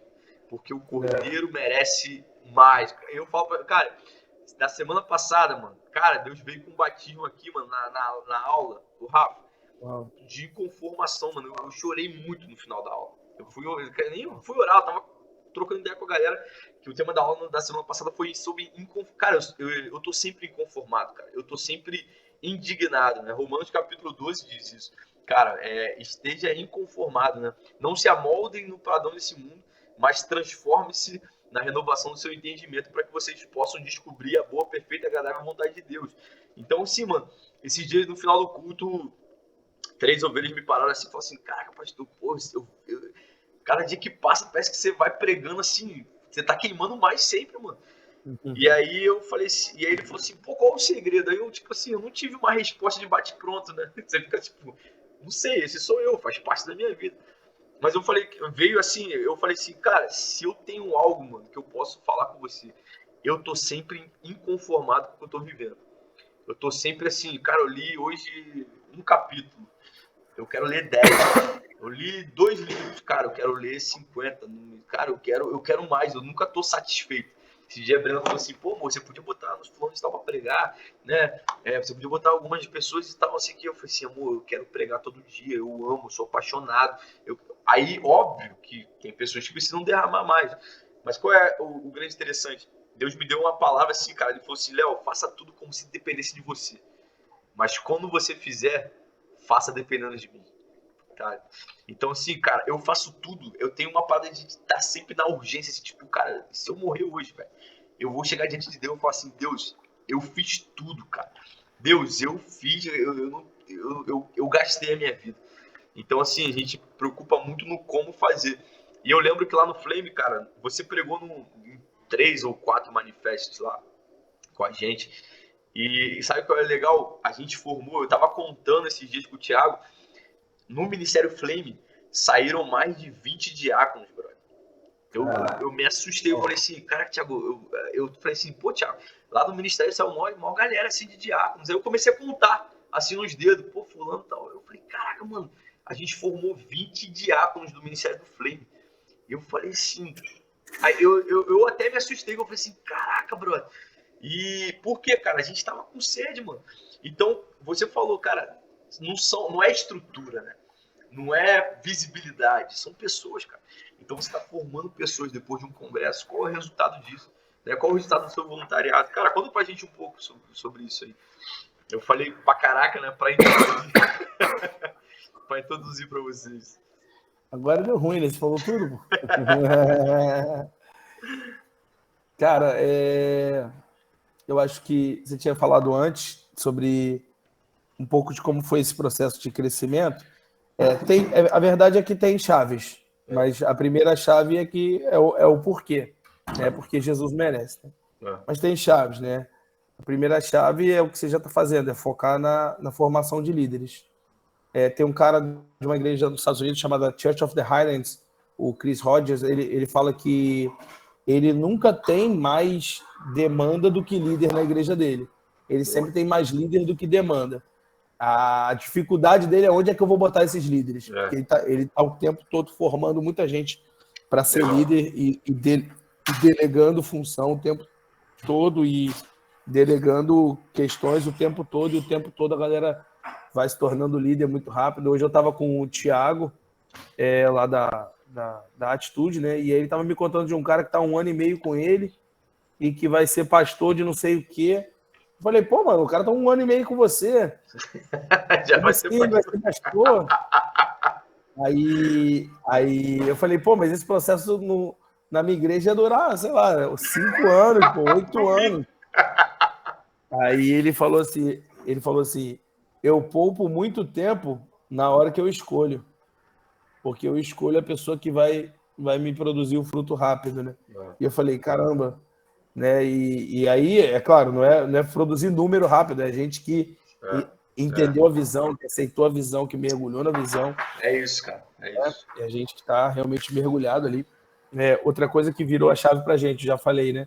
Foi a gente investir na essência evangelística. Isso aqui eu não falei, mas vai lá. Na essência evangelística da igreja. Porque quando a gente olha para fora, a gente esquece os problemas de dentro. A galera que está reclamando muito, que está vendo muito problema na igreja, é porque não está ganhando alma. Claro que se estivesse ganhando alma, ia estar preocupado com o pecado do meu discípulo, né? Pô, meu discípulo está morando com a namorada, o que eu faço agora? Né? Então, eu não estou preocupado porque fulano não me deixou cantar. Não, estou preocupado porque meu discípulo que aceitou Jesus domingo, terça-feira já estava na cocaína de novo. Meu Deus, o que eu faço? O cara tá ligado nisso, né? Então, ganhar almas foi um negócio que virou muita chave da nossa igreja. Nossa igreja virou muito evangelística, a galera tem prazer em levar o povo pro culto, a galera aceita Jesus com força, a gente faz apelo todo culto. E isso foi uma das coisas que virou a chave. A outra foi aquela que eu falei, da gente investir na garotada nova, de falar, cara, você tá há pouco tempo aqui, mas você já pode começar a ter alguma coisa, fazer alguma coisa de leve, bem leve, mas o cara já está envisionado e investir na visão da igreja, que é o que você já faz também, de ensinar a visão, até que se torna cultura, né? É isso aí. Até que se torna cultura. Uma vez eu vi um cara que falou um negócio que eu achei legal, que falou que a cultura come a estratégia no café da manhã. Aí ele fala que estratégia é legal, Mas cultura não tem nem comparação com estratégia. Você pode ter estratégia nenhuma. Aliás, você pega o caso de Jesus mesmo, a igreja primitiva praticamente não tinha estratégia, não tinha nada muito mirabolante, tinha cultura. Todo mundo sabia o que tinha que fazer. É isso. Então, todo mundo tem que saber o que tinha que fazer. E tinha um DNA muito bem estabelecido, né? Eu tenho escrevido, né? Escrito. E a gente tá... Nossa, mano. Aí você sabia que tinha comida aí, mano. Eu tô ouvindo um barulho. Falei, Bia trouxe... Chegou aqui, meu irmão. Mas tô com vocês. Tô com vocês porque eu amo, porque ele merece, para que o Cordeiro receba a recompensa do sofrimento dele. Será que a gente vai ficar aqui até 8 da manhã, meu irmão? Eu tô, né? Eu amo. Eu tô escrevendo muito sobre a construção de um novo DNA, né? Não o DNA do bola em si, a visão, não é sobre isso, não. Porque isso já está estabelecido. Mas um DNA de fato de serviço, né? Um DNA de fato... E a primeira coisa que Deus falou foi sobre cultura, né? A igreja de Atos ela tinha uma mente e um coração, ponto. Acabou.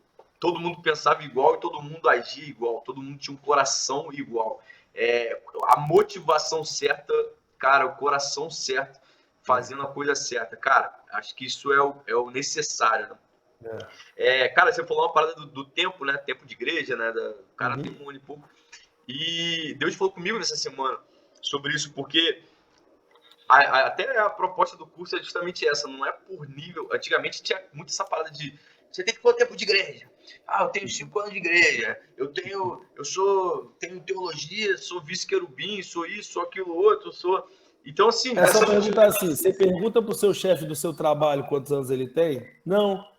Só porque ele tem mais conhecimento, mais experiência. Ele pode ter menos idade que você, mas ele aproveitou melhor os anos que teve. Ou teve mais oportunidades, que seja, mas ele tá lá, né? Então, é isso. E eu acho que a vida com Deus, Jafa, você falou das oportunidades, né, que nós temos ao longo do tempo, né? Nem todo mundo vai ter as mesmas oportunidades com Deus. Eu creio que a gente vai ter as mesmas oportunidades, porém as pessoas vão dar respostas diferentes. Entende? Por quê? Foi o que eu falei do acesso, né? A gente tem acesso. Cara, eu lembro quando eu cheguei na igreja, cara, eu tinha 3 meses de igreja, e aí meu pastor falou assim, não, eu quero que você faça o curso de líder. E o mínimo, né, são 6. Por quê? Porque meu pastor estava vendo uma sede em mim que ele não estava vendo em outras pessoas. E aí, cara, ao longo do tempo, isso, cara, e todas as vezes que o meu pastor me dava alguns desafios, era meio que no susto. Ó, Léo, agora eu quero que você cuide dos adolescentes. Cara, tinha que ela falar assim, nossa, Deus me mostrou que você agora vai cuidar dos adolescentes. Cara, nunca foi assim. O pastor de crianças lá na igreja da cidade, ele falou assim que a única voz que eu ouvi no meu chamado para o Ministério Kids foi a voz do pastor falando que precisava. Porque a gente quer enfeitar o pavão, né? Não, Deus falou. Como foi seu chamado? Meu pastor me ligou e me chamou. Isso. Meu chamado. Mano, às vezes eu tava em casa assim, eu me ligava nervoso, mano, meio gritando assim, porra, fulano de tal, não sei o quê. Agora, ó, você vai ficar responsável por isso. Ministério de skate, eu não sabia nem andar de skate, mano. Eu falava, eu tipo assim, vou cuidar do ministério de skate, do Itaí. O Bola tem os ministérios legais, né, o ministério de skate, pô. Aí eu falava assim, cara, aí ele, ó, fulano de tal vai sair da igreja, eu quero que você cuide do som, não sabia nada de som, mano. Aí, só que, cara, tava aqui, tipo, eis-me aqui. As respostas que eu tava dando eram respostas, tipo assim, cara, eu quero ser usado por Deus de alguma forma. Eu quero trabalhar para Deus, porque Ele é digno, né? Então, assim, teve... Aí, quando começou... Porque, pô, se eu falar... Eu falei pra galera que semana passada o seguinte, se eu chegar para cada um aqui agora, falar assim, ó, ô Robson, amanhã você vai pregar. Pô, o Robson vai passar a madrugada em claro, orando, jejuando, vai ficar escrevendo. Por que isso? Porque a gente quer corresponder a só uma chamada, né? A gente quer corresponder a um desafio. Mas por que a gente não pode fazer isso todos os dias? Entende? 1 Pedro 3,15 diz que esteja sempre pronto a dar razão da esperança que há em vós. Esteja sempre pronto. Cara, eu peguei isso anos atrás, trabalhava no... E fazer mesmo sem ser o líder pedir, às vezes, né? Mesmo sem ter que pregar na plataforma, eu queria pregar para as pessoas em todo lugar, no ônibus, no meu trabalho. Eu queria fazer isso. Então, assim, a gente às vezes está preocupado muito com a plataforma. E eu falei esses dias nessa série Propósitos, que eu falei assim, cara, a grande diferença daqueles que estão vivendo o propósito de Deus para a vida delas, daqueles que ainda estão só na arquibancada, são as respostas que nós estamos dando todos os dias. Quando ninguém vê. E eu falei de quatro passos, né? Quatro quatro respostas que Davi deu quando nem era ainda rei. Né? A primeira resposta, cara, Samuel foi lá para ver, né, para ungir o profeta, para ungir o rei. E aí, tipo, pô, cara, Jessé trouxe 7 filhos, mano. Não trouxe Davi era uma... Cara, 7 filhos, mano. Só que onde Davi tava? No lugar onde ninguém via. Davi não foi a escolha nem do profeta, porque ele olhou para Abinadab, né, se eu não me engano, o primeiro. Ele, uau, mano, cara, crossfiteiro, bombado, cara. E Abinadab e Samar. Aí ele olhou pros caras e falou, pô, esses caras... Nem foi a escolha do profeta. Não foi a escolha do pai. O pai o rejeitou. E nem tampouco a escolha do rei, mas foi a escolha de Deus, cara. Então a grande questão é, cara, onde você tá quando ninguém tá vendo? Esse que é a parada. Eu falei assim, mano, eu como pastor não posso às vezes te ver. Mas, cara, cadê você, mano? Será que você tá no secreto todos os dias? Porque Deus vai me incomodar pra te levantar, né? E aí, cara, qual é a questão? Davi começou ao longo dos anos, cara. Pô, aí daqui a pouco teve um dia que o pai de Davi falou assim, meu irmão, vai lá entregar a marmita pros seus irmãos. Qual foi a resposta que Davi fez? Ele foi com a marmita, aí volta. Missão cumprida, voltou com a cabeça do gigante, voltou com uma esposa. Cara, ninguém mandou ele enfrentar, ninguém mandou ele lutar, ninguém mandou ele cortar a cabeça do gigante, ninguém mandou ele ir caçar uma esposa, mas porque ele fez o que era básico, que foi mandado a fazer, ele entregou o a mais. E tem um lance de você ser... todo mundo bate no peito e fala assim, cara, eu já vi isso várias vezes, Rafa. Não, eu faço para Deus, eu sou apenas um servo inútil. Cara, você não entendeu a revelação. Então você é inútil mesmo. Você não entendeu a revelação da palavra. Porque inútil é aquele que só faz aquilo que foi chamado a fazer. Só faz o básico, né? Eu vou fazer isso aqui. Cara, agora, quando você faz a mais, você é servo bom e fiel. Por quê? Deus, na parábola dos talentos, ele dá 5 para um, 2 para outro e 1 para outro. Mas aí, cara, de acordo com a capacidade, eles multiplicaram e qual foi o resultado final? Cara, foi o mesmo prazer que Jesus teve, daquele que multiplicou 5 para 10, 2 para 4, né? Deus falou assim, cara, vocês são bons e fiéis. Jesus não chamou de simples. Deus me deu uma palavra sobre isso aí para vocês. Então vai. Agora que vai começar a pregação, irmão. Não. Quem quiser sair para ver o jogo do minutinho. Flamengo, pode ir. Valeu. Beijo. Tá abençoado. Logo após meu sashimi. Ih, caiu. Peraí. Só que meu, né, mano? Eu tava nesse texto, né?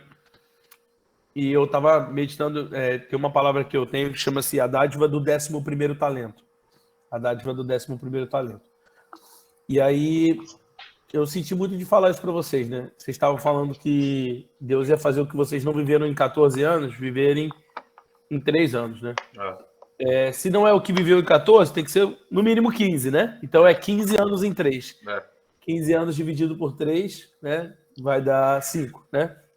5. Então, a cada 3 anos aí, vocês têm que viver 5 anos em um ano, perdão. E nesses próximos 3 anos, vocês têm que viver 5 anos a cada 1 ano.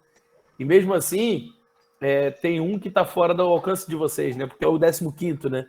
É o último, né? O 14 ali é o que a gente consegue fazer, mas o último é o que a gente não consegue fazer.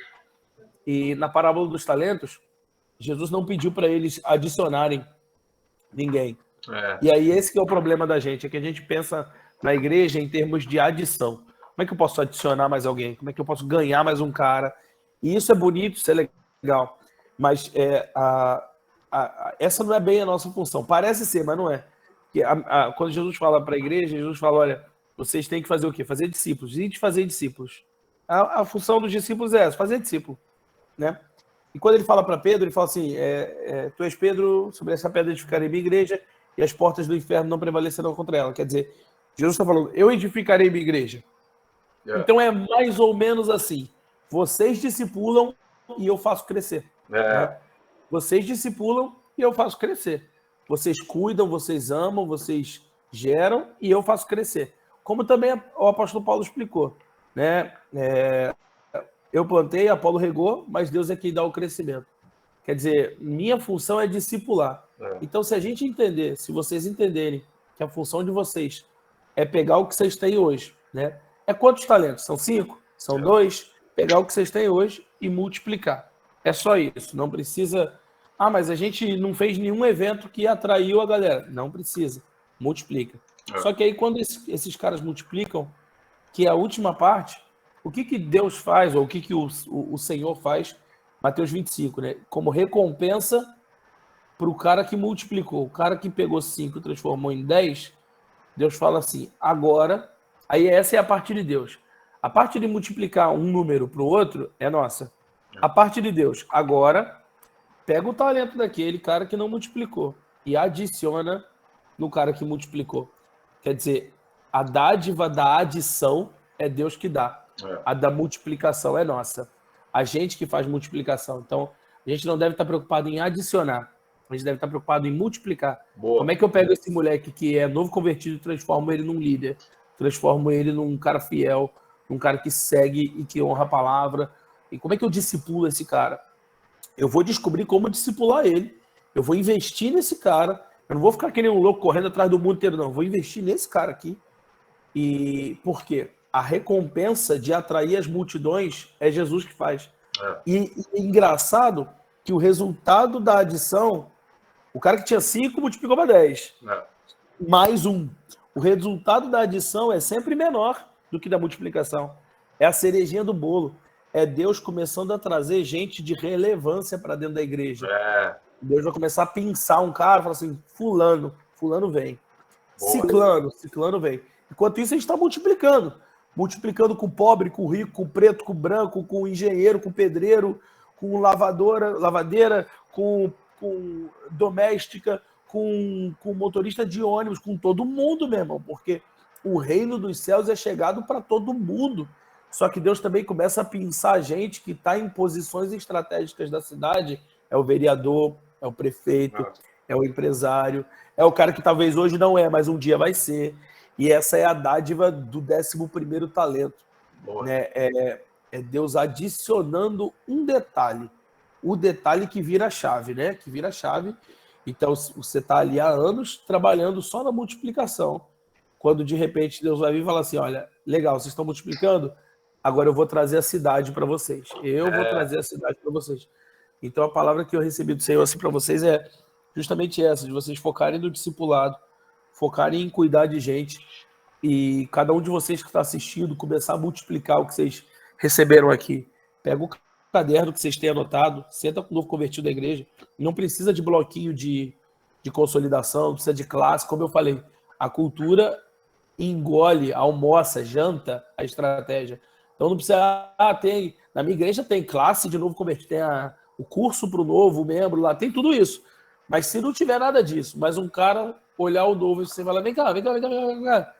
Vamos sentar junto toda quarta-feira antes do culto, todo domingo antes do culto. Eu queria só sentar com você e bater um papo rapidinho. Vamos, legal, cara. Vamos. E aí ele, ó, tum. Aquele cara vai... Aí aquele cara estava em pecado, né? E por mais que a gente seja agressivo, como você falou, da cultura da santidade, o cara não sozinho, meu irmão, o cara não consegue. Você sabe uma das coisas que me fez vencer muitos pecados? Foi quando no discipulado eu sabia que no próximo eu ia ter que confessar. Aí, me matava, velho. Eu falei, vou ter que confessar esse negócio de novo. É melhor eu não pecar não, mano. Não vou pecar não, porque, eu tenho um cara que tá caminhando comigo e que tá interessado em ouvir e que vai me perguntar e eu não vou ter cara para mentir para ele. Então, é melhor não pecar não. Não vou pecar, o cara pensa 4 vezes, né, mano, de fazer. Mano, e é discipulado ali. Essa semana retrasada eu confrontei um discípulo-zaço, que não é meu, mas é de um discípulo meu. E o moleque estava em pecado grave, né? Virtualmente, mas assim, grave. O moleque estava arrebentado e assim, prestes a casar, tudo errado, assim, né? E eu fiz o gabinete, eu, o discipulador dele e ele. E eu confrontei o cara, assim.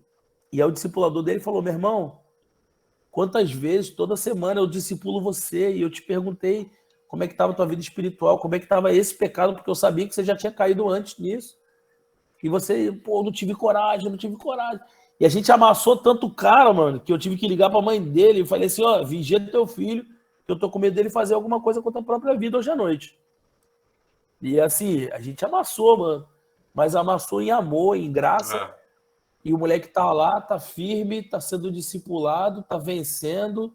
Tá, então, daqui a pouco, esse moleque vai finalmente um dia casar e vai produzir bons frutos.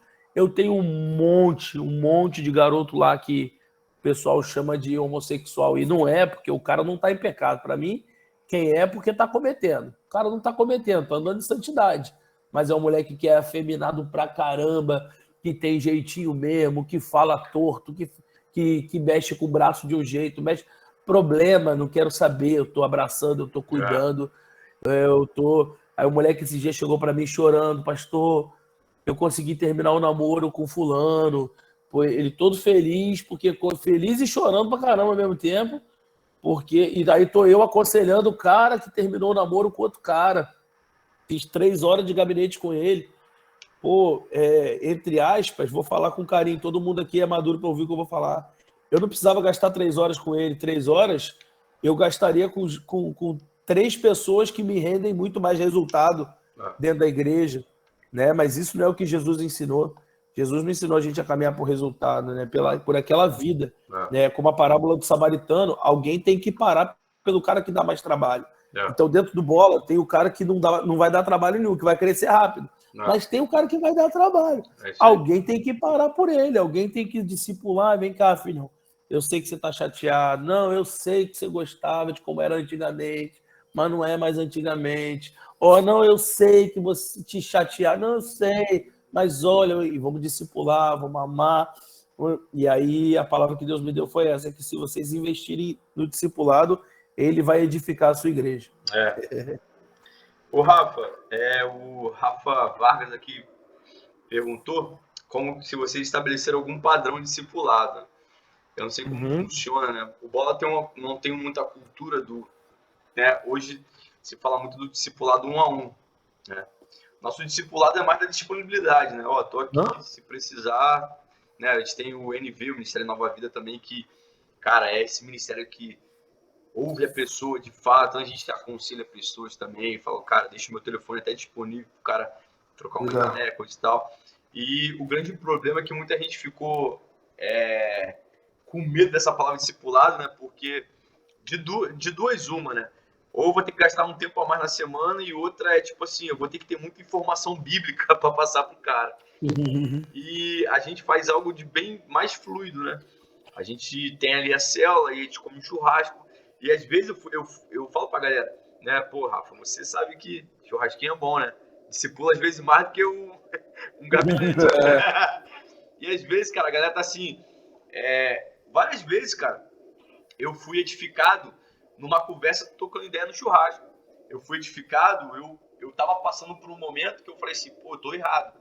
Mas só de o cara no cachorro quente no final do culto falar comigo uma parada, me discipulou sem que ele percebesse. Entende? Então, as pessoas estão muito preocupadas assim, tipo, poxa, eu não tenho quase informação bíblica para passar pro cara.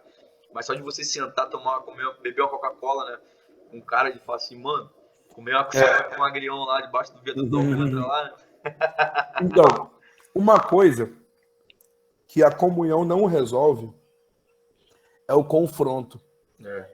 No ambiente de comunhão, existe isso que você falou, um discipulado indireto, um crescimento mútuo, todo mundo cresce junto, todo mundo aprende um com o outro, mas não existe confronto, até porque seria antiético, né? No momento de comunhão, eu falar, e aí, cara, como é que tá seu namoro? Tá em santidade mesmo? Né? O cara, pô, mas aqui no churrasco, como assim? Né? Então, o discipulado é esse momento, assim, que primeiro precisa nascer de confiança, de uma certa amizade, de compartilhar a vida, de falar, cara, e aí, me conta a tua vida, mano. Você chegou aqui na igreja, legal. E aí, cara, você veio de outra igreja?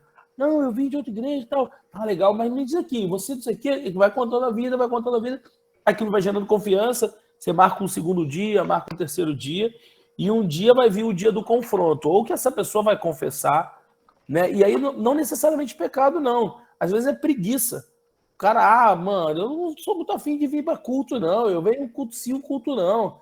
Por exemplo, um dos assuntos que me incomoda ter que tratar com um discípulo meu, dízimo e oferta. Eu trato, mas eu fico tão chateado de eu ter que tratar isso, mano. eu tenho minha célula aqui, né? E no final da célula, era meia-noite já, os moleques, todo mundo indo embora, e aí veio um para mim, oi, deixa eu só deixar uma coisa clara, minha célula é praticamente toda de novos convertidos, tá? Eu tenho minhas reuniões de liderança, é outra coisa, mas a minha célula é célula mesmo, eu não faço tipo um grupo de discipulado só com os líderes, não. Minha célula é uma célula de verdade mesmo, que ganha, multiplica Legal. E tal, normal, uma célula normal. Aí esse moleque é novo na igreja, né? Ele, tô muito feliz. Falei, é porque eu tenho 2 empregos, né? Agora de um deles eu tô conseguindo dizimar. Aí eu falei, pô, legal, mano. É do emprego que eu faço bico, né? Porque o emprego fixo mesmo eu não consigo. Falei, pô, do bico que você dizima e do CLT você não dizima. Aí eu falo, pô, meia-noite, eu vou ter que sentar aqui. E Deus fala muito comigo para eu não fugir do confronto, né? Porque eu sou um cara muito pacífico, mano. Eu odeio confronto. E aí Deus fala, meu irmão, tem que confrontar sim. Aí eu sentei com ele, mano, importante, cara. Aí eu vou lá meia hora explicar por que do dízimo, né? Sei muita Bíblia, inclusive. Eu poderia até usar, mas é com nossa vivência, nossa experiência e tal. Falei para ele e tal. Outro dia era um falando que lá na casa dele, a esposa dele não gosta muito dessa ideia de bater no filho. Aí não pode bater no filho, não. Aí eu, mas é bíblico de vez em quando você dá uma sarrafadinha. Aí eu vou ter que sentar com o cara agora para explicar para ele isso. A esposa dele pedagoga, filhão. A esposa dele professora. Então foi, vamos sentar agora, né? E então o discipulado proporciona esse confronto, né? Agora, o importante é que o resultado desse confronto não seja uma resposta, olha só, mas seja acompanhamento. O que quer dizer isso, né? Não é agora você faz isso que vai dar tudo certo. Não é. Por exemplo, já chegou problema para mim que não tinha solução, né, mano? Não tem solução, cara. Tua mulher quis te abandonar. Vai fazer o quê? Não tem o que fazer. O que a gente pode fazer? Só que aí entra o seguinte: eu vou jejuar com você. Boa. Amanhã, de meio-dia à meia-noite, nós vamos ficar sem comer nada e vamos orar ao Senhor pela restauração do teu casamento. E esse jejum também nos vai tornar sensíveis para ouvir o que você precisa mudar para trazer tua esposa de volta. Então esse cara, ele não tem de mim uma resposta, mas ele tem de mim um companheiro que fala para ele, olha, eu oro contigo, quer orar comigo? E aí tem várias experiências lá de meninas que estão discipulando agora, que a menina é novinha e que ela não sabe, não tem... Ela, pastor, não sei nem o que dizer. Eu falei, você só vai dizer que você vai orar junto com ela. E quando o problema for grave, você vai passar para o seu líder. Vai falar para o seu pastor, a menina confessou aqui para mim que o pau comeu. Então, beleza, vamos resolver. Né? Agora, a situação do dia a dia, terminei meu namoro. Beleza, se propõe a orar com ela 6 dias, todo dia às 6 horas da tarde, eu e você vamos abrir uma videochamada para a gente orar junto. Meu irmão, não existe versículo que você tenha citado para essa pessoa que seja mais poderoso do que você dizer, eu quero orar junto com você. Eu vou parar meu dia para poder orar com você, para a gente junto descobrir a resposta em Deus. Isso é discipulado. Discipulado não é ensino, não é quadro branco com giz, não é apostila. É tipo assim, é ensinar a pessoa a buscar o Deus que você busca. É só isso, tipo assim, vou te ensinar a buscar o Deus que eu busco. É isso, cara. A gente às vezes quer abrir essa cartilha, né? Não, fui ensinado assim por discipular e às vezes não. E é essa parada do legado, né, Rafa? Você tá construindo algo na pessoa, mano. Você tá provocando uma mudança nela de vida de oração. Nunca jejuei, vamos fazer junto. Né? Vamos trocar ideia junto, né? Vamos ler esse versículo junto e você vai me explicar o que você está entendendo nesse versículo e você compartilhar ali. Eu acho que esse é o preço do discipulado, né, cara? Você vê se... E são coisas que a gente só tem acesso se a gente perguntar. Se a gente não perguntar, e o discipulado proporciona isso.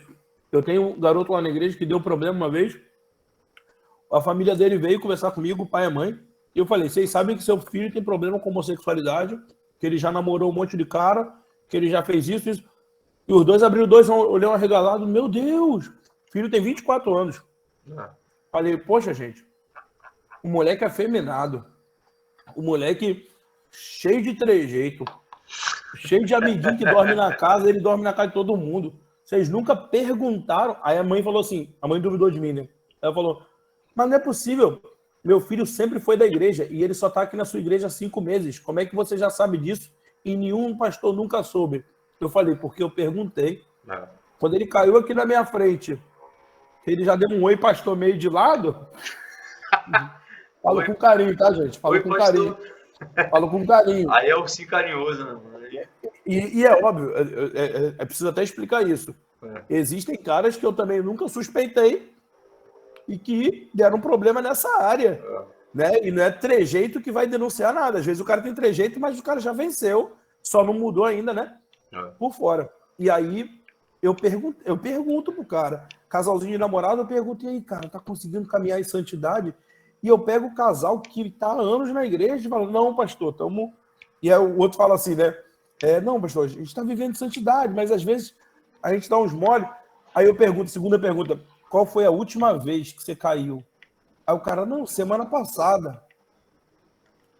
São informações que a gente nunca ia saber, o cara ia passar batido, o cara ia estar lá no ministério, pá. Ninguém nunca ia saber, porque ninguém nunca teve coragem de perguntar. Mas isso tem que ser construído, número 1, de cima para baixo, né? O Leozinho discipulando a galera que já tem aí, linda, maravilhosa. E número 2, de baixo para cima também, começar pela galera nova, né? Existe muita gente que passou uma vida inteira formada sem discipulado. Então não adianta chegar para esse cara e falar para ele que se ele não se confessar para...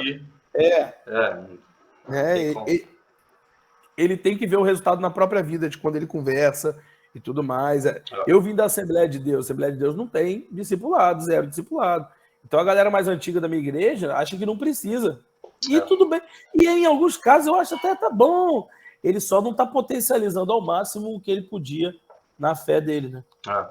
Eu acho que o Leandro Barreto, esses dias, não sei se você assistiu, Rafa, ele contou a história dos 3 filhos dele, né?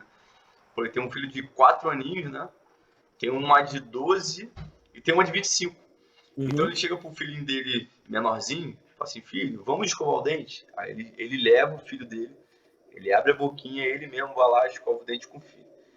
Ele chega pra filha de 12 e fala assim, ô Radassa, você já escovou o dente? Né? Agora, filha de 25, já casada? Mano, nem pergunta. Tipo, cara, você tá encaminhado. Então o grande problema é que na igreja a gente tem 3 tipos de pessoas, né? O bebê na fé, né? A criança ali que tá chegando, já tem um cara que tem uma certa, já sabe fazer algumas coisas sozinho, mas precisa de, e aí, você tá bem? Pô, e tem outro cara, já tá discipulando outros, né? Eu falo pra galera o seguinte, cara, e tem gente, às vezes, que tem um maior tempo de igreja e ainda tá no primeiro estágio, né? O pastor não me ligou, não mandou mensagem, falou, gente, cara, vocês já eram para semestres, né? Tendo que voltar aos rudimentos elementares. Então, assim, eu falo pra galera, cara, você já era pra estar sendo pai de outras pessoas e não ficar... Pô, meu pai me criou, mano, foi ali, você é meu filhinho, tem um bebê na fé, a Liz tem 2 meses, então lá, troca a fralda dela, só vai mamar, fazer cocô, trocar fralda, mano. Só isso que sabe fazer. E dormir. Só faz isso. Bebê na fé é a mesma coisa, irmão. Vai trocar fralda, fez cocô, vai fazer umas cagadinhas. Você vai lá, bota pra arrotar, fala mal da igreja mesmo. Vai, arrota. Né? Vai, pode arrotar. Aí vai gofar, aí você vai lá, limpa, fala, filhão. Não, pastor, poxa, obrigado. Né? Aí depois você vai ter um filho ali que já tá caminhando contigo. Você fala assim, mano, já fez essa parada que eu já tinha te falado pra fazer? Vai ter outros que eu nem, cara, meu pastor Felipe, né, o pastor regional do Rio de Janeiro, fica me ligando, ei, Léo, fez o curso aí, você escovou o dentinho hoje, leu a Bíblia, fez o devocional, cara, velho, vambora, mano. Não fico um discipulado que emancipa, né? Exatamente, porque né? Esse é o medo de muitas igrejas do discipulado, cara, isso aí, por causa da manipulação. Da dependência, aquele negócio, né? Não, por que você não tá namorando com aquela menina? Não, porque meu discipulador não deixou. Por que você não aceitou aquele emprego? Porque meu discipulador disse que eu não podia aceitar aquele emprego. Ou porque eu liguei para ele não me atendeu, aí eu não aceitei a vaga. Sem a benção dele. Não é. Por isso que eu falo muito do discipulado do irmão mais velho. Porque o irmão mais velho, ele pode ser mais velho, mas ele é filho, igual o outro. Então ele não é pai. Então, nesse nível que a gente está tratando aqui, ninguém é pai de ninguém. Mas você é o irmão mais velho. O irmão mais velho ensina como? Através da experiência. ó, eu passei por isso, eu vivi assim, isso aconteceu comigo, ó, foi interessante assim, para mim foi melhor desse jeito. O irmão mais velho também é o caguete, é o que fala, papai, olha o que fulano tá fazendo, olha só, e tal. O X9. Ele vai lá pro pastor e fala, pô, pastor, esse cara tá fazendo isso, tá fazendo aquilo.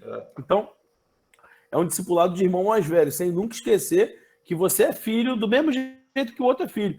Eu falo muito lá no curso de novos membros, que eu falo assim, a gente está no mesmo caminho. Eu só sou pastor porque eu estou aqui há mais tempo. Daqui a um tempo você pode ser pastor ensinando os novos e dizendo a mesma coisa. Eu só sou pastor porque eu cheguei em 2022 e você só está chegando aqui em 2028, né? Vai. É isso aí. É isso que eu falo do Thiago, né? Thiago é um dos caras aqui que mais tá mais perto de mim. Até pelo preço, né? Foi o lance que você falou, né, cara? Tem a cadeira da frente, tem a cadeira do fundo. O Thiago anda mais comigo, mas ele sabe o preço, cara. Ele sabe, cara, tipo assim, o Thiago. Tem hora que eu falo pra ele, Thiago, irmão, cara, vambora, mano. Pô, vou ter que ficar falando pra você fazer isso aqui, cara, vambora. Então, tipo assim, mano, a gente, por muitos anos, a pessoa pensa que o discipulado é aquela coisa da manipulação, de prestar relatório o tempo todo. Ô, mano, ó, eu tô assim, essa. Cara, vambora, mano, vai cuidar de mais gente, vai. E senão começa a criar aquela dependência emocional, né? Por exemplo, esses dias teve uma menina falou assim, as meninas do Ministério X não se sentem com uma paternidade, né? Dizem que não estão se sentindo meio órfãos. Assim, cara, eu quero que as pessoas definam o que de fato elas pensam sobre paternidade. Pô, aí você me mata, Rafa, com esse temaki aí. E qual a questão? A pessoa às vezes acha que a paternidade é aquela coisa de ficar o tempo todo ali chamando a pessoa para dentro da sua casa. Não, eu vou comer um churrasco aqui, eu vou cuidar de você e ficar o tempo todo, cara. Chega uma hora, cara. Gente, vambora, cara. Mano, e aí, você tá sendo cuidado por alguém? Cara, paternidade não é dependência emocional, cara. Entende? É diferente. Discipulado não é você ficar dependendo o tempo todo do seu líder, né? Você tá ali discipulando, cuidando, daqui a pouco a pessoa, cara, agora você pode cuidar de outras pessoas, né? Agora você já pode se tornar um pai. Você já foi um filho, você é fiel como filho, agora você se torna um pai. É alguém para quem você deu o direito de te confrontar, mesmo quando você já não é mais criança, né? Então hoje eu sou adulto, eu tenho 2 filhas, vou ter meu 3º filho. Se eu estiver dando mole, meu pai vai me ligar na mesma hora. Ele vai falar, Rafael, pô, não foi legal aquela sua atitude não, mano. Como é que você fala assim com tua esposa, né? Assim que se faz, não. Não, tá errado. Aí eu vou peitar, vou falar, não, mas eu já sou adulto, eu já tenho minha... Não, você é adulto, caramba, meu irmão, você tá errado. E aí, por quê? Porque ele tem autoridade para me confrontar.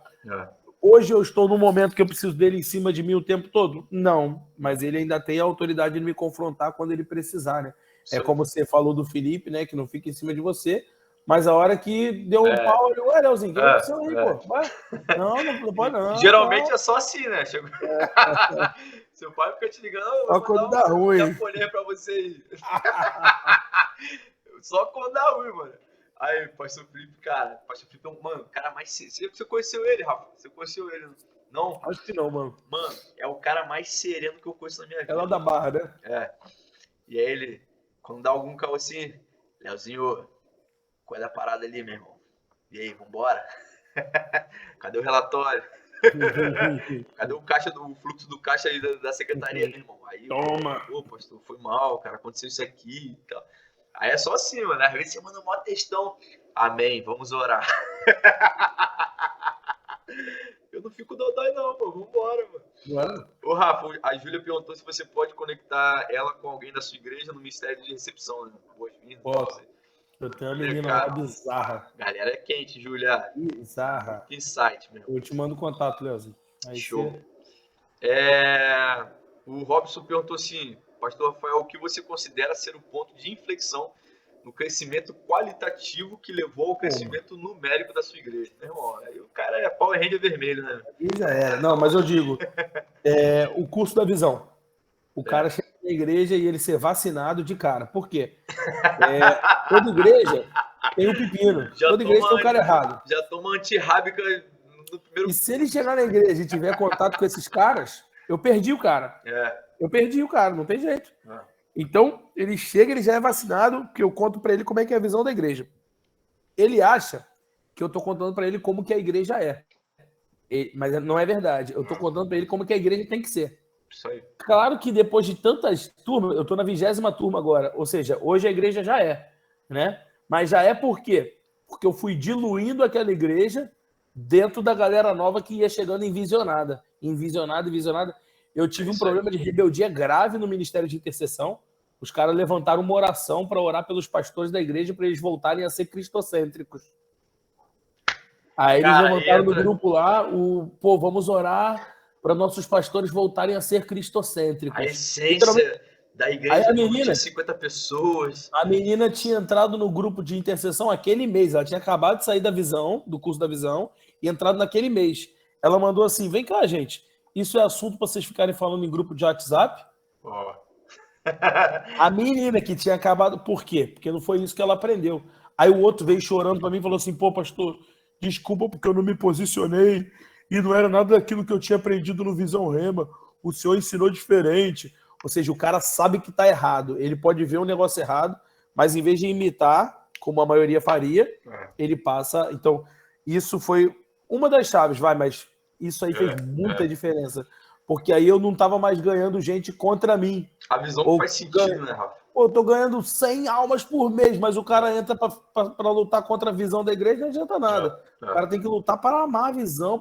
O cara sai dali, tipo, maluco. A gente mostra, só para vocês terem uma ideia, a gente mostra foto antiga da igreja, conta a história da igreja, a gente mostra foto de processos que a igreja já tomou na vida, que a gente venceu, que Deus deu vitória, negócio que não teve dinheiro, mas Deus fez aparecer o dinheiro e tal, e aí todo mundo chora pra caramba na aula, e aí no final a gente fala assim, ó, essa é a história da nossa igreja.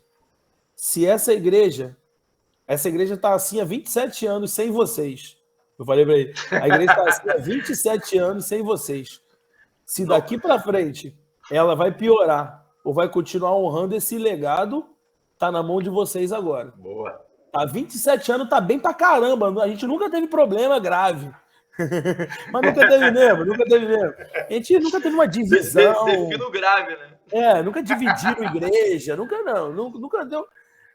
A Rema sempre foi conhecida como uma igreja padrão e tal. Agora, tá na mão de vocês. Aí a gente mete no final. Sejam bem-vindos à família Rema. Aí, pô, mané. Galera... Solta aquele negocinho de confete. O cara já sai dali e assim, o cara já tá... Porque são 5 semanas, né? São 5 semanas, o cara já tá numa célula, já tá começando a fazer devocional e o cara já tá... o cara já tá fazendo curso de líder de célula, se der mole. Não. Estoura o negocinho também no final do curso. Não, isso aí é coisa de André Fernandes. Aí... É maneiro, mas suja muito. Pô, meu irmão, fui fazer em Petrópolis uma vez lá no Ano Novo. Cara, a gente ficou catando acho que 1 ano ainda, o papelzinho. O negócio fica preso no ventilador. Cara, a gente achou papel de badaltar no banheiro. Nossa, vamos dar só um abraço na galera. Todo mundo bate palma, é melhor, né? Mas é isso, cara. Galera, alguém tem mais uma pergunta aí? O Rafa tá minha esposa vai me matar. Minha esposa tá aqui na minha frente jantando comigo. Hein? Manda um beijo pra ela aí, Rafa. Mandar um beijo pra você, meu amor. Que saudade. Ela deu um beijo assim, ó. Saudade de comer um aipim frito lá na Praça da Trindade, irmão.